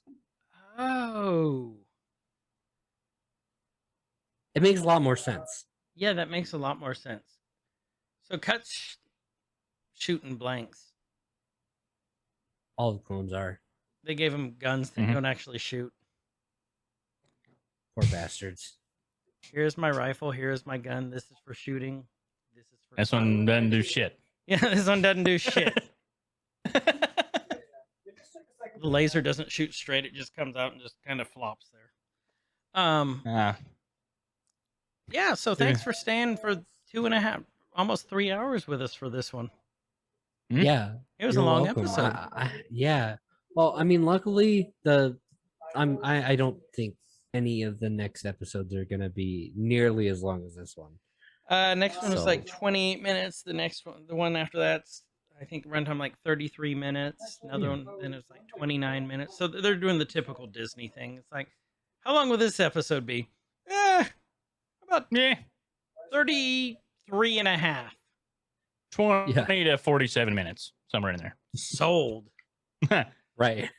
So But- do we want to take any bets on where the show's going, or do we think it's too early? I think it's too early because I didn't see some of this coming. I have one thought. I think there is a Crosshair redemption story in there somewhere because of that conversation with Omega. Okay. That would make a lot of sense. Kyle, what do you think? I mean, I was kind of wondering redemption myself. I didn't think about that conversation part setting it up. I like that. I do too. I really do. That would be a very. I mean, there's Star Wars is full of redemption stories. It's like It is but bread and Star- butter for everything. But Star Wars is also full of tragic stories. Right. So are they going to make his tragic? Or are they going to give him redemption? I mean, I think that's going to be the main driver through the entire series. I mean, they tend to make clones kind of depressing, so I don't know at this point.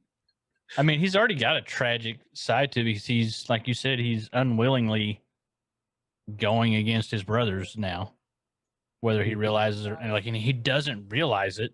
Omega He doesn't realizes have a it. choice. He doesn't have a choice, and Nice. I think he'll have a tragically redemptive story. Redemptive? Is that a word? Yeah. Yeah. Yep. I think he'll come to a tragic end. I don't think he makes it through the series. Like that email? I think he'll make it through it, maybe to season 2. I'm not sure. Are they talking multiple seasons for this? Mm-hmm. Okay. So, like, I don't think they'll kill him off right away. I think they might let it play off a little bit, especially knowing how Dave Filoni tells stories. Yep. He I don't think he's gonna go anywhere for a while. I think Omega is going to It's not here. shave her hair, ride a penguin as a sled, piss off a cabbage vendor. My cabbages. Oh yeah, and that'll be a running gag throughout the series. The cabbages. See her old friend who's a mad genius. And finally defeat the Fire Lord of the planet, Onzaki. I like your theory. Thank you. I think it's got credit.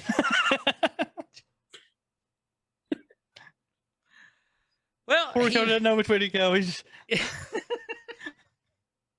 going left, we're going right. Which way we we're going.